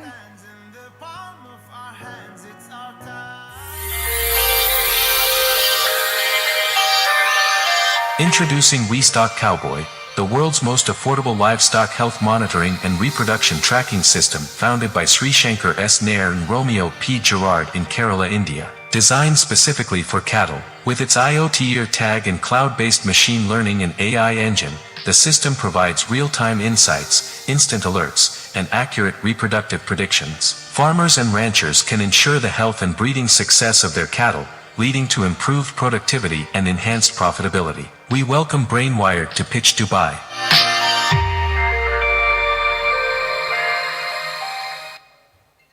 Hello. Yeah, hi, so good evening everyone. My name is Srishankar S. Nair. I'm the CEO and co-founder of Brainwired. As you just saw, we are an agritech/animal tech company. The reason we started this company is because both me and my co-founder, we both come from a dairy background. Both our grandparents were into dairy farming, and we have had first-hand experience of the problems that dairy farmers in India and across the globe are facing, which includes, cattle deaths because of diseases, lack of tracking of the reproduction cycle, making wrong decisions, and lack of proper veterinary access. And that is where our system comes into the picture. It's called vStock. It's an IoT device, just like the smartwatches that you might be wearing today. Just like the smartwatch monitors you, this device is able to monitor the livestock. Right now it is for cows. So the device is able to actually identify the patterns, eating, drinking, rumination, and all those patterns in the animal. And based on that, it is able to provide insights to the farmers on what needs to be done. The revenue cycle is pretty simple. We charge upfront for the product, and then we have a subscription component for the services and the add-on solutions that we provide. Till date, we actually fairly recently started our sales cycle. We have deployed around 1,000 plus devices and done around $75,000 in revenue. A very recent customer and one of the first investors right here with us, Mr. Nandi Mehta. So happy to have you here, sir. And right now we have a pipeline of around $2 million with us. And we recently signed a deal pretty recently before coming to Jitex for a possible order worth around $350 million. Right now we are raising around $500,000 US. We already have some commitment in that round, and the rest we are planning to close it here, and for that I need your support. So yeah, and also Government of India through MeetE is also participating in this round. So that's another added advantage that we have. And we have 2 national awards and 1 state award. So yeah, I'm open to questions. Questions, if any? You've heard of ventures like Animal, or there was another venture called Stella, I believe. Right. So wouldn't they be competition in this space? Yeah, so Animal is mainly a cattle trading platform, so they buy and sell cattle online. We have had a conversation with them. They are trying to have a collaboration with them. So we are actually, we spoke to multiple cattle trading companies, Animal, Moo Farm, Pashishala, a few other companies. So we are trying to evaluate which one will suit us better. Coming to Stella Apps mainly a dairy aggregator, so kind of they work on the supply chain management, milk supply chain management, cold chain. They do have a solution for a cattle health monitoring, but it's basically a pedometer. So the major differentiator for us is that apart from being affordable, we are the first in India and the second in the world to introduce AI in the livestock sector. Plus our AI is actually created completely by scratch from us. So it took us 3 years of field training and testing to create our own data sets. And it is not a herd monitoring system, but an individual monitoring system, which is very applicable for the Indian, African, and the Middle East sector. This category, if I understand right, the customer acquisition is probably the single biggest challenge, right? So how would you address sales and distribution? So fortunately for us, our business model is pretty simple because the Indian market is very fragmented. So we focus on B2B and B2G channels. We already have done with 3 state governments deals with actually 2 state governments, and 3rd UP government, we are actually talking to them. Central government is also supporting us. We met with the Prime Minister around last year in the month of October, and the Honorable Prime Minister is actually really excited with the project. So we are focusing on B2B and B2G clients. As I mentioned, the deal that we closed was with MTPI, which is India's largest ear tag manufacturer. They have close to 10 crore cattle under them. So that itself is a huge boost for us. So we're focusing on them. But yeah, we do D2C as separate for private dairy owners, but our focus is not that. Any other questions? Thank you, everyone. Next we have Mr. Vivek Swaminathan from Plex Smart.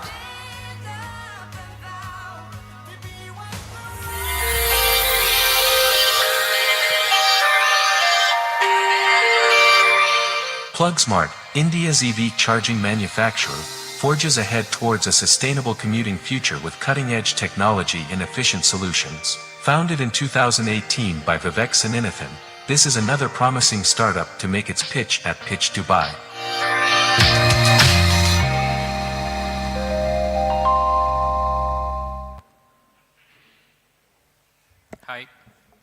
Good evening, everyone. So let me start introducing myself. So I'm Vivek. I'm CEO of Plex Smart. I have finished my master degree at Germany, and I was working at Volkswagen. So I got to know about this electric vehicle penetration, how this is going to transform the complete automobile industry. So I came back to India. I started this company, Plex Smart. So as of now, there are around 1 million chargers in the market, in the global market. But out of that, 40 to 50% of the chargers are not working. So which is a huge challenge for charge point operators. So recently, US government has introduced a stimulus package of $100 million just to bring all the chargers live back and accessible to the customers. So this issue has to be solved in a smarter way, where Plex Smart is coming with a unique solution. We are integrating with renewable energy management, energy storage system, and also grid and the smart meters.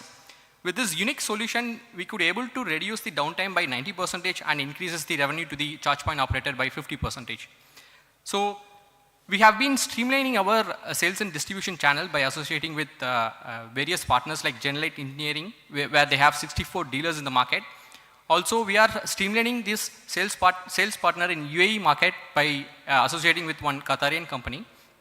So we are planning to expand to the global market by associating and tying up with multiple partners. Also, we are the first company to introduce the charger which can charge 5 vehicles simultaneously at a time. It can be either 2-wheeler, 3-wheeler or 4-wheeler.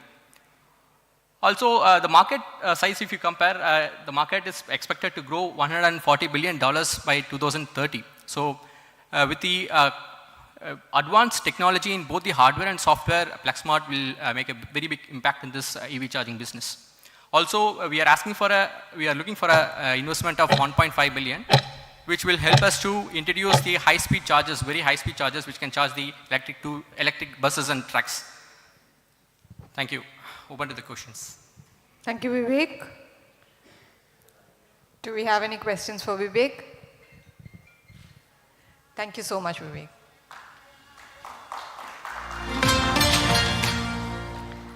Next, we have Mr. Shiva Shankar from Noval Sustainability.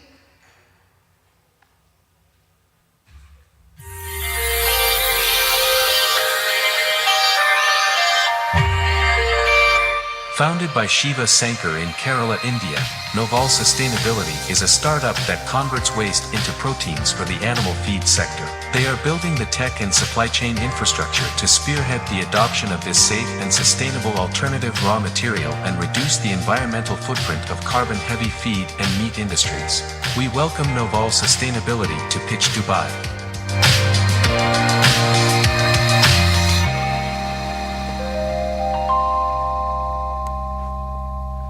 Good evening, everyone. Thanks for this wonderful opportunity.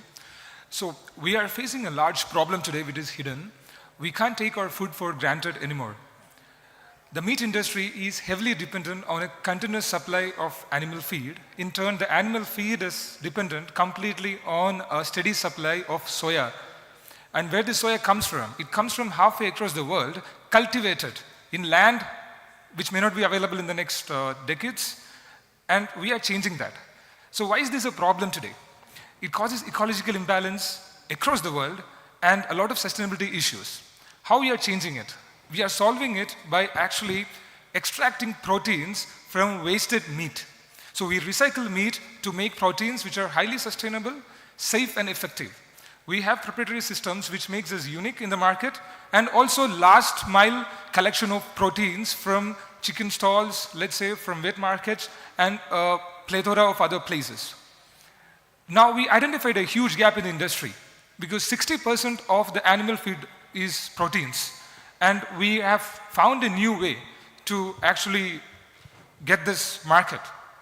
And see how big is the market? It's a 5%, not 1%, 5% addition of this alternative proteins will make a $12 billion market, which is a strong barrier to entry. And we have today we do around 2.5 million US dollars in revenue, and we're looking to scale up. We are projected to do 4 million this year. It's a bootstrap company, and the ask is $2 million to scale up the production and expand our operations across the world. Thank you.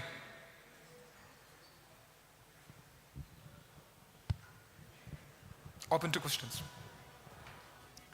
Questions? Would you be open to a strategic investment from existing players, let's say in the soya meat space? Of course, yes. I would like to know what strategy is that? We can talk about that offline. Absolutely, sir. Thank you. Thank you, Mr. Shivashankar. Next we have Mr. Vaishak Shashikumar from Fin Mobility.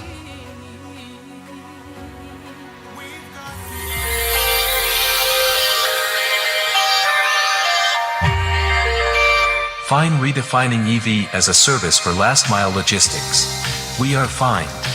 Fine, India's first vertically integrated EV as a service provider, is revolutionizing logistics and commute.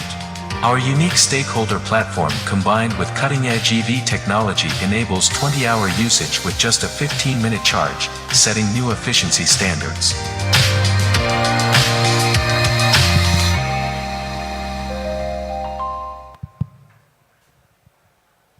Good evening, everyone. I hope everyone is fine. I'm Vishak, co-founder and CEO of Fine Mobility. So we are a leading asset-light, digitized logistics platform. Logistics company with the most efficient, economic and reliable EV three-wheeler, two-wheeler fleets in India. We are asset-light because none of our vehicles are in our books, it's in financials head. And we are digitized because we have a unique stakeholder platform which brings all the components in an EV ecosystem, including a financial, Amazon kind of clients, OEMs to a single platform to reduce the friction of EV deployment. And we are the only company which is moving faster towards profitability with the best unit economics in the industry right now. Before Fine, there was zero digitization. Utilization of the EV assets were really low. And there were multiple stakeholders talking to each other manually, which was taking ages to create a deployment, successful deployment in the timeline that is required. And there were heavy driver attrition in the logistics market.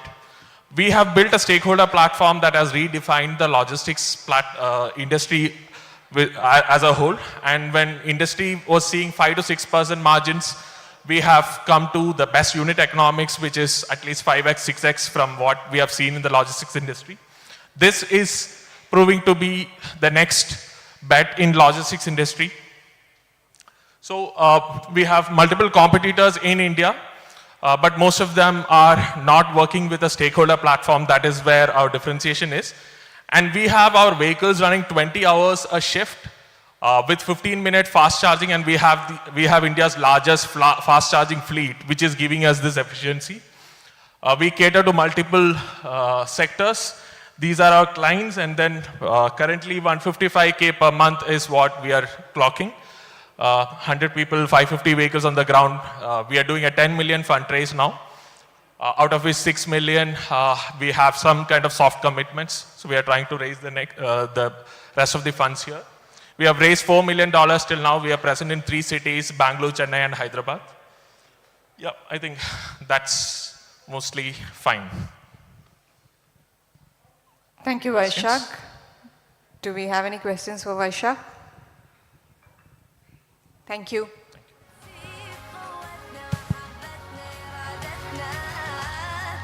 Next we have Mr. Jittu Sukumaran Nair from Vian Electric Moto Private Limited.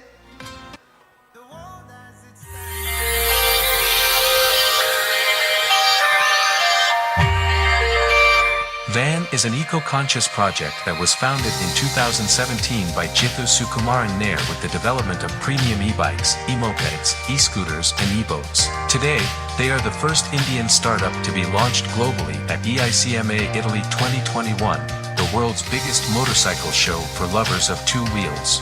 The startup is a DIPP-recognized Indian business registered in Mumbai. It is also recognized under the Kerala Startup Mission. We welcome Vian to pitch Dubai.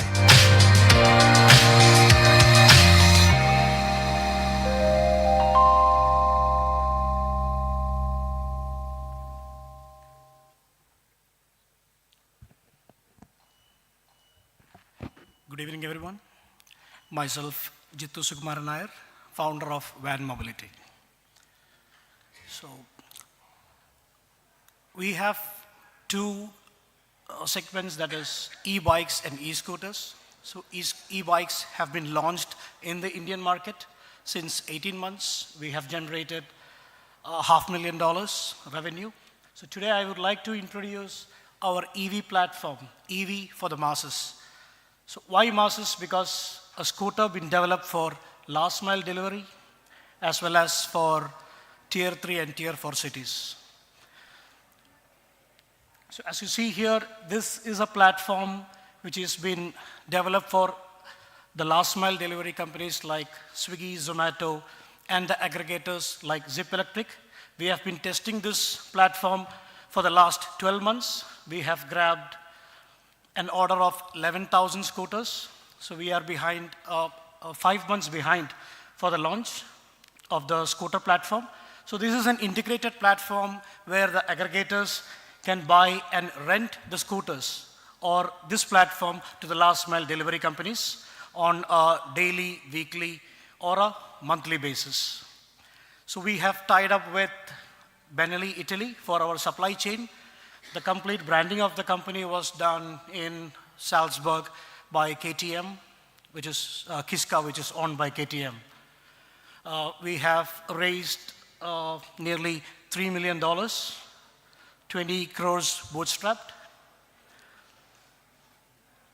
Yes, any questions?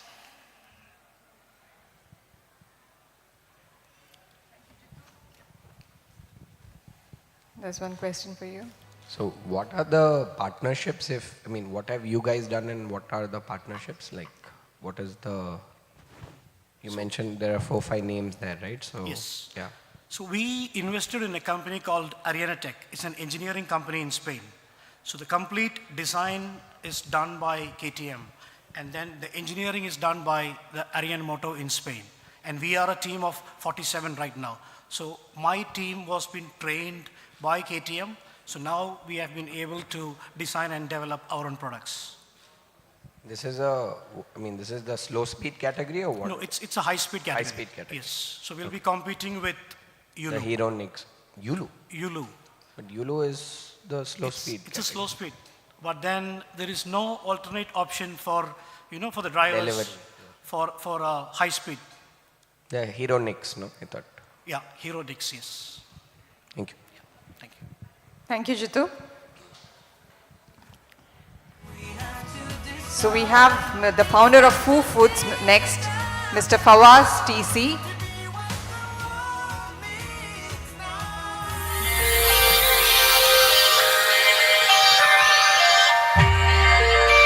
Founded by Fawaz and Ramesh in Kerala, India in the year 2022, Foo Foods India Private Limited is an extremely promising startup in the food tech sector.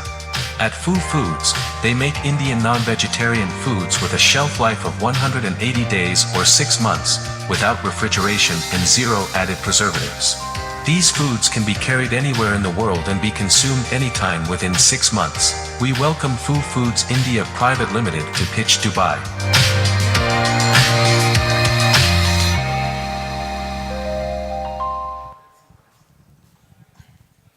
Hi, good evening. I am Fawaz. I am the founder of Foo Foods. We are a food tech startup based in Calicut, Kerala, making Indian traditional non-vegetarian foods having 180 days shelf life without refrigeration and without preservatives. The journey started back in 2018 when I was studying first year of my college. I was selling homemade traditional tea snack called Kallumakaya Narchadu. Especially Keralais can understand that. It is green mussels filled. And I was selling that. And I got inquiries from people far from my locality. There I realized that there is a gap for authentic traditional foods in the convenient way. So in Indian convenience foods, there is absence of a perfect blend for taste, tradition, convenience, and affordability together. So at that time, I went to Central Institute of Fisheries Technology, and with their technical guidance, we tweaked the existing retorting technology, and with the existing heat sterilization process, we sterilized the food spoiling bacteria inside the food and made it shelf stable.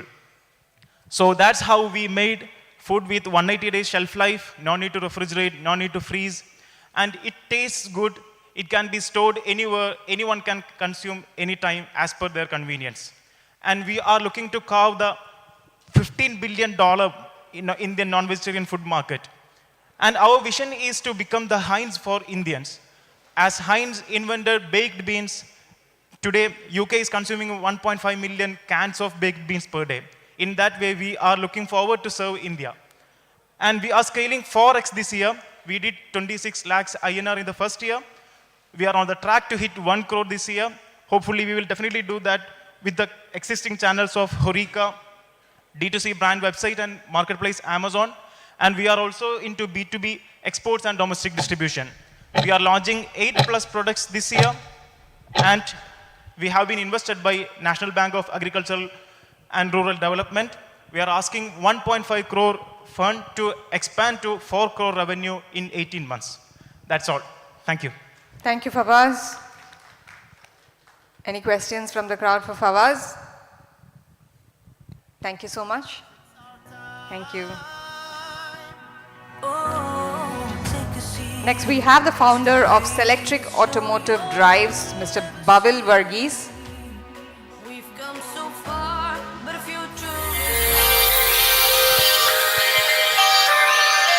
Selectric Automotive Drives, a pioneering electric powertrain solutions provider founded in 2018 in Kochi, India, has quickly emerged as a key player in the electric vehicle industry. Led by experienced founders with a background in the electronics and electrical sector, Selectric Automotive Drives has focused on developing advanced motor controllers for 2- and 3-wheeler vehicles. The company's mission revolves around electrifying future traction and fostering a sustainable and efficient future of transportation. We welcome Selectric to pitch Dubai.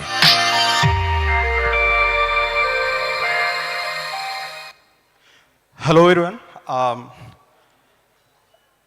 Globally, automotive industry is high accelerated transformation time.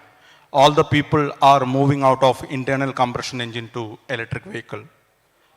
I am Bhavil Varghese. I am the CEO and co-founder of C Electric.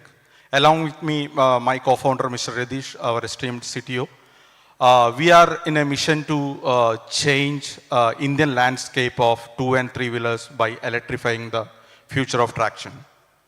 So our journey started in 2018 from Quotient, and so far we achieved some of the milestones of around 65,000 motor controllers, which is one of the essential part of electric vehicle, which is defining the performance of each and every vehicles in the electrical vehicle side.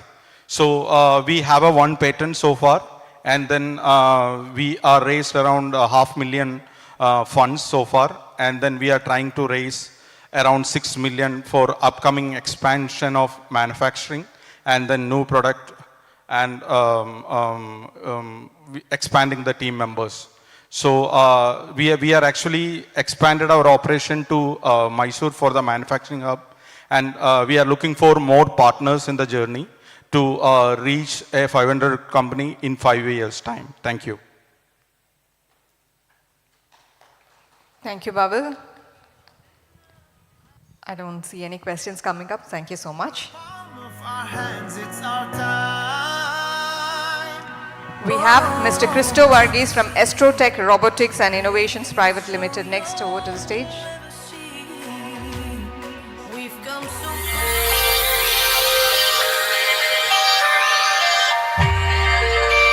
Founded by Christo Varghese in 2020, Estro Tech Robotics is a trailblazing Kerala-based startup that is revolutionizing the retail industry through advanced robotics, AI, and IoT technologies. With an unwavering focus on innovation and a commitment to excellence, they are pioneers in delivering groundbreaking solutions that redefine the retail industry. Their flagship product, RobAd, is an in-store marketing device designed to revolutionize in-store promotions in supermarkets. Combining cutting-edge technology, customizable features, data acquisition capabilities, and an unparalleled experiential factor, RobAd is a true game-changer in the retail industry. We welcome them to pitch Dubai.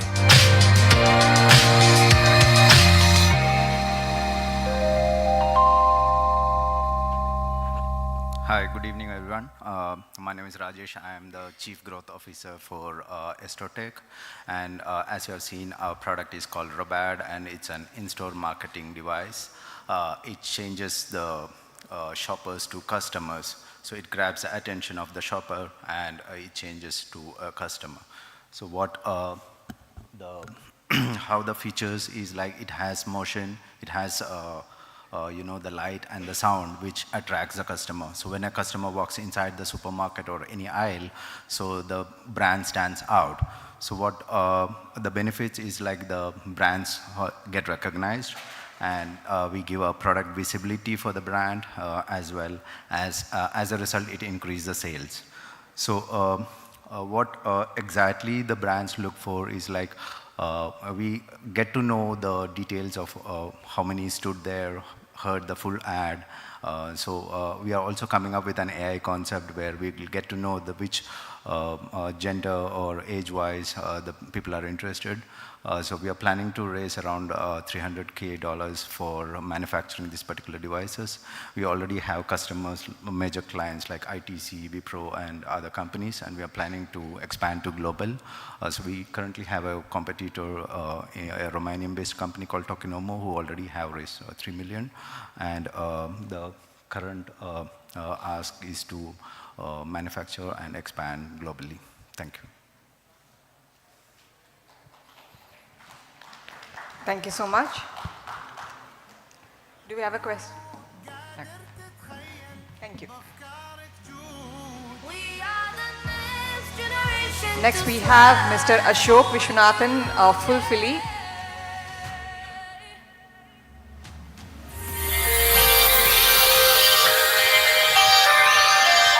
Founded by Ashok Vishwanath in Tamil Nadu, India in 2021, Fulfilly is India's fastest growing intracity logistics platforms covering a fleet of EVs, infrastructure, and technology. For more information about their operations, you can log on to www.fulfilly.com. We welcome Fulfilly to pitch Dubai.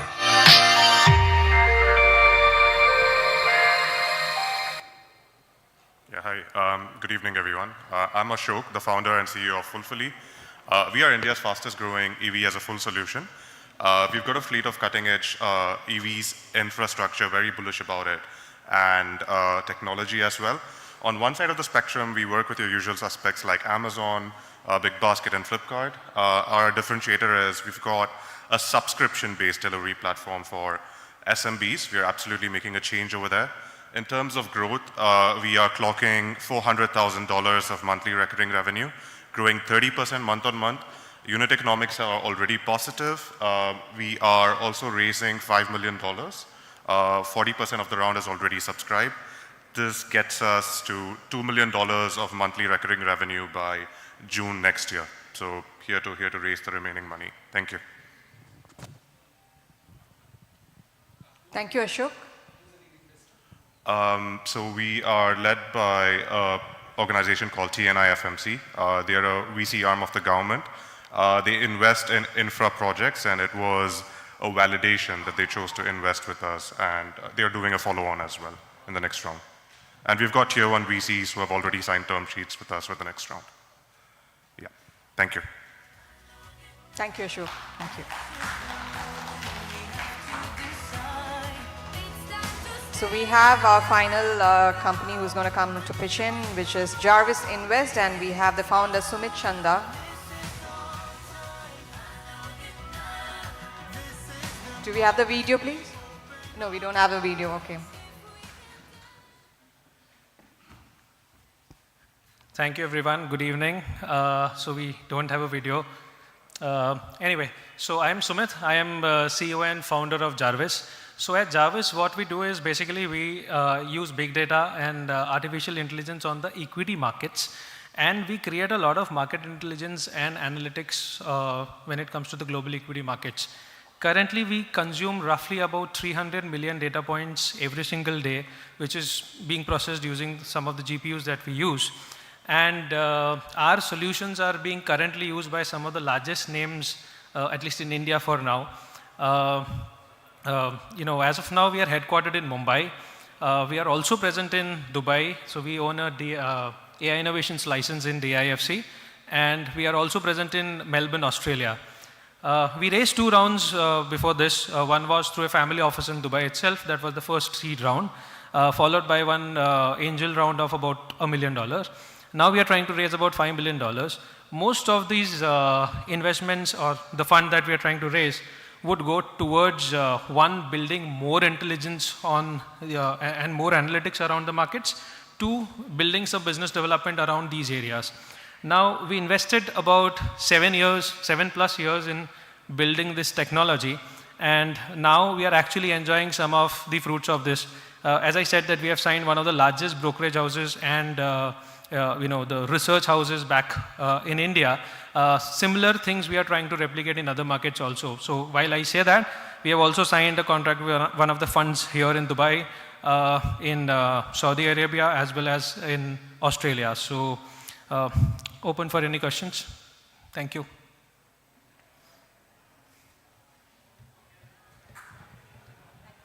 Thank you, everybody.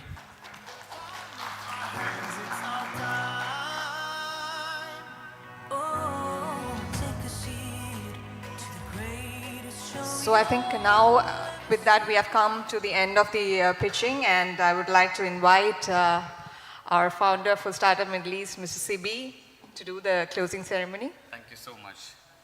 Thank you, Azira. Before we close the session and have all of you for networking, there are two special people I want you to meet, and I would request them to come and address.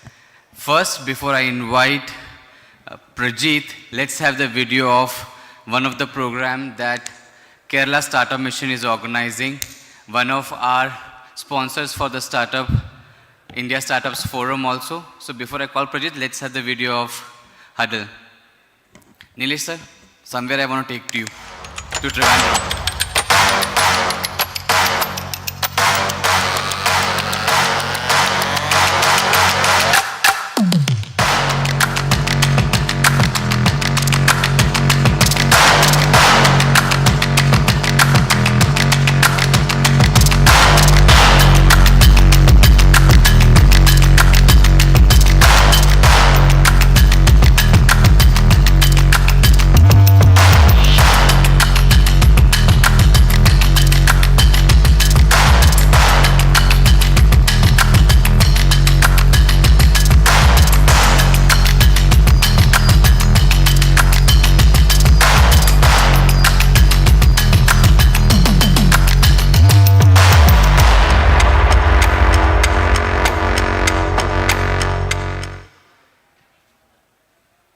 Let's hear it from the man behind and the person who's leading this project. Please welcome Mr. Prajit, Head of Global Market Access, Kerala Startup Mission. A very good evening to one and all here, respected investors, VCs, and all the startup ecosystem stakeholders who are present here. It is my pleasure to invite you all to our flagship event. I'm Prajit, by the way. I lead the global partnerships and open innovation programs at Kerala Startup Mission. And Huddle Global is the flagship event of Kerala government, completely organized by Kerala Startup Mission. It is kind of a startup extravaganza that we host in the beautiful beaches of Kovalam, Trivandrum. Everyone of the UAE startup ecosystem is invited for here and for that event. We really believe that your presence, your involvement in the ecosystem will really add a lot of value to Kerala startup ecosystem and really add a lot of value to the startups who are present here. We have brought a delegation of 50 startups from Kerala in Dubai. They are here. Please feel free to interact with them and have some meaningful informations, meaningful interactions. My startups, my dearest founders, please feel free to make use of this opportunity as well.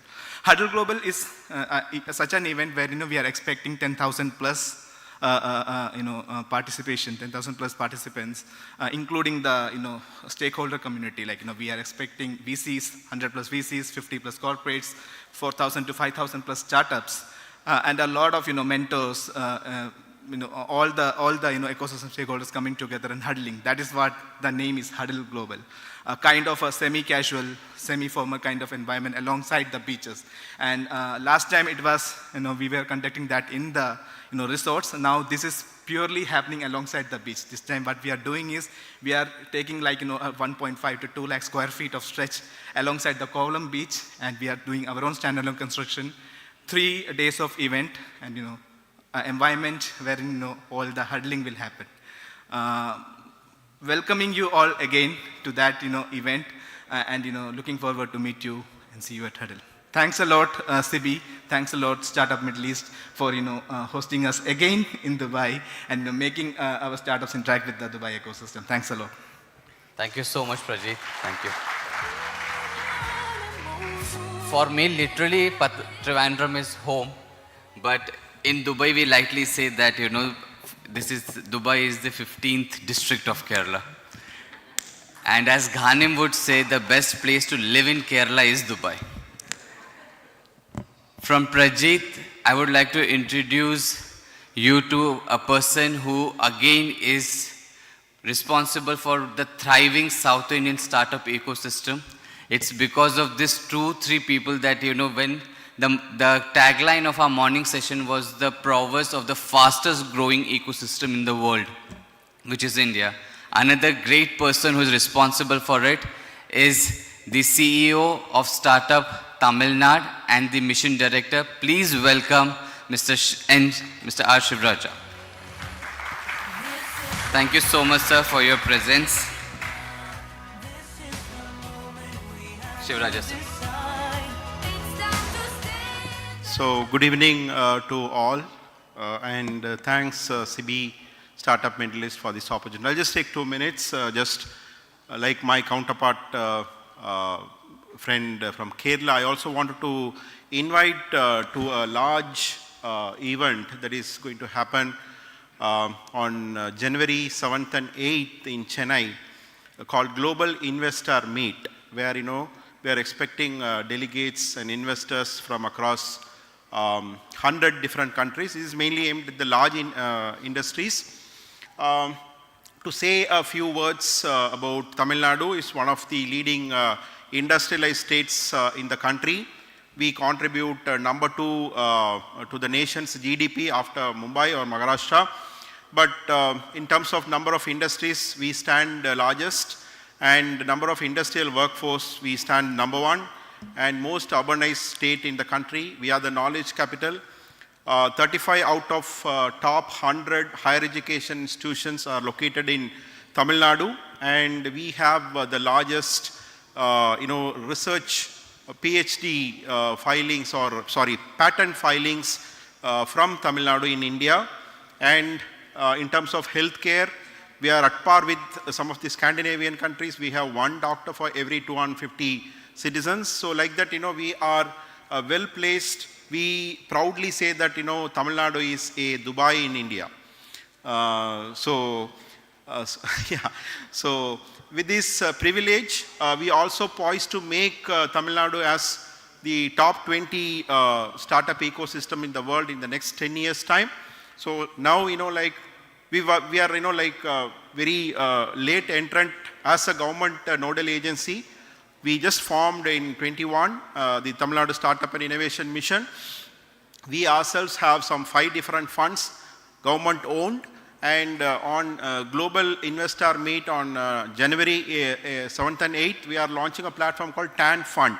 You can search, we just launched the beta version of it. It's an online platform. It is an aggregator platform for venture fund companies, PEs, family offices, and any investors to be a part of our growth story. And we wanted to create Tamil Nadu as a connected ecosystem from across the globe. So very soon we'll be launching our own coordination desk in Dubai, and soon in Singapore, US, and a couple of other developed cities or countries in the world. So, Tamil Nadu is a well-placed, state. So I invite all the startups, wherever you are registered, be a part of, explore Tamil Nadu. We are there, to support in terms of, knowledge, in terms of other resources. We have abundance of land and other facilities. And, now it's a globally connected world. You can operate from everywhere. So like that, soon we wanted to make Tamil Nadu as a very flourishing ecosystem. So I invite each and every one of you here, especially in the investment world, to be a part of Global Investor Meet, the GYM Tamil Nadu. You can search and you can register and reach out to us even through Startup Middle East. So we are ready to host you. Whatever the facilities you need, we would like to extend and extend and take care of you at the Global Investor Meet. And also you can meet number of our deep tech startups. Tamil Nadu is a manufacturing hub. So many of our startups are apart from the app and IT, we have a large number of manufacturing startups like EV. You might have seen a couple of companies which we directly invested. So manufacturing is one of the strong hold of Tamil Nadu, apart from the deep tech. So deep tech and manufacturing, we do focus in every other sector. So naturally, being a manufacturing base, we have this deep tech and manufacturing startups are emerging out of Tamil Nadu. So I invite all of you, and very soon we'll be having our own coordination center in Dubai. Thank you so much. So much, Shiva sir. Can I request you to please stay on the stage, as many of you would be wondering what is the paper plane for, so I'll explain you that later. But before that, for a group picture, if I may request, please, Nilesh Bhatnagar sir to please come forward. Nandivardhan Mehta sir, please come forward. And Rajiv sir, if I may request you to please come on stage. Mr. Manu, if I may request you to please come. Hanumanta sir, please. Can I request Dravya Dholakia, Mr. Drav Dholakia to please come. Dravya, please. Please come over. Can I have Mr. Ashok here? Ashok is here? Yeah. Ashok, Mr. Ashok from Kerala Startup Mission. In the meantime, I will request all my team to have the paper planes ready.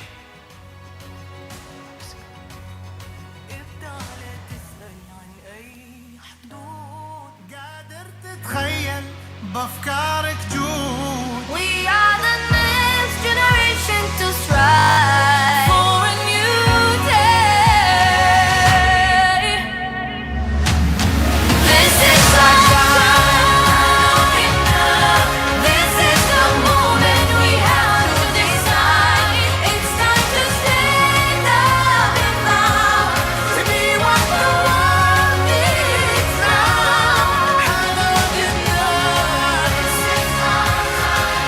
Now I will request all of you to please come here near the sofa. So this is a closing ceremony that we have. All of you to please come on this. So this is an Instagram moment that we create. Paper planes is something which we have always had a habit of using it, right? But this is like for the spirit of entrepreneurship that we still have that ambitions, flying high.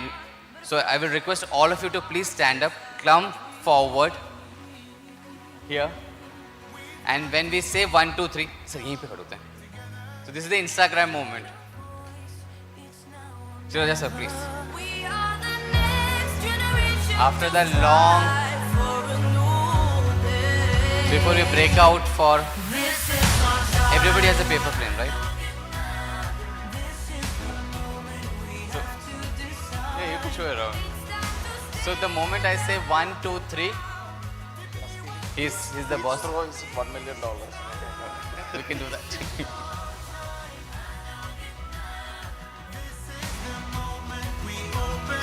Are we ready? 1, 2, 3. I hope it's captured well. Thank you so much, everyone. Have a nice evening ahead. And I would request all of you to please join us in the foyer for dinners. It's already served. Thank you so much, everyone. Have a great evening ahead. Thank you.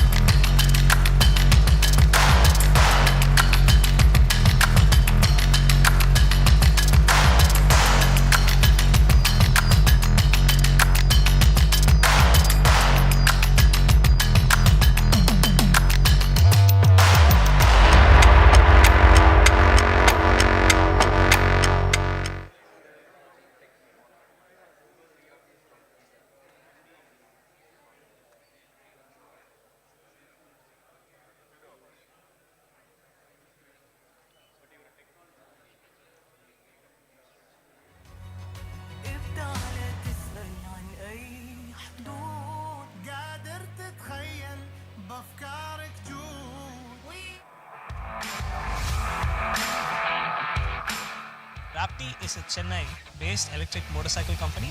We become the first electric motorcycle that can leverage the already existing car charging infrastructure that's in India at the moment. We were part of the Startup Middle East Enterprise Forum.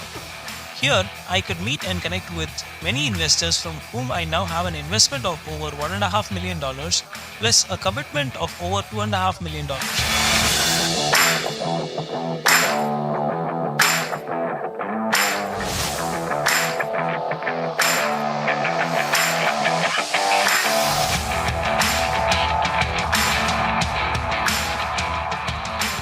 I'm Dinesh, CEO and co-founder of Rapti. Rapti is a Chennai-based electric motorcycle company which is aspiring to put motorcycles which are better than their ICE-powered counterparts. We are a 4-year-old company and look forward to putting our motorcycles on the road by end of year.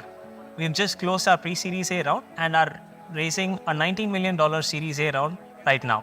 We become the first electric motorcycle that can leverage the already existing car charging infrastructure that's in India at the moment. This means from day one, we will be capable of using over 9,300 chargers that are already been deployed and a lot more to come by the end of the year. Over the last 6 months, we've acquired a facility that will help us put our motorcycles on the road.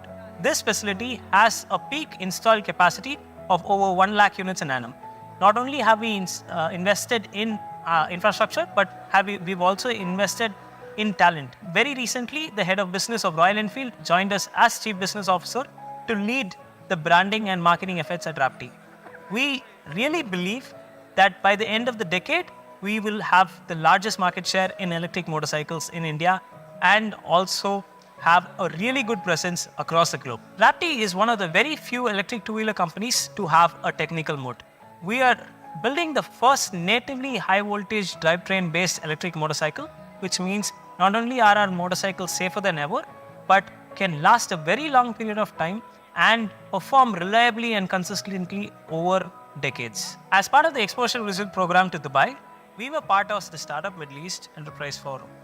Here, I could meet and connect with many investors from whom I now have an investment of over $1.5 million plus a commitment of over $2.5 million. Moving forward, we do look forward to receiving a lot more leads and quality investors from the Startup Middle East program's initiatives. We really appreciate the support that Startup Middle East has offered us so far and look forward to working with them more. Looking forward to meeting you in Dubai soon as well.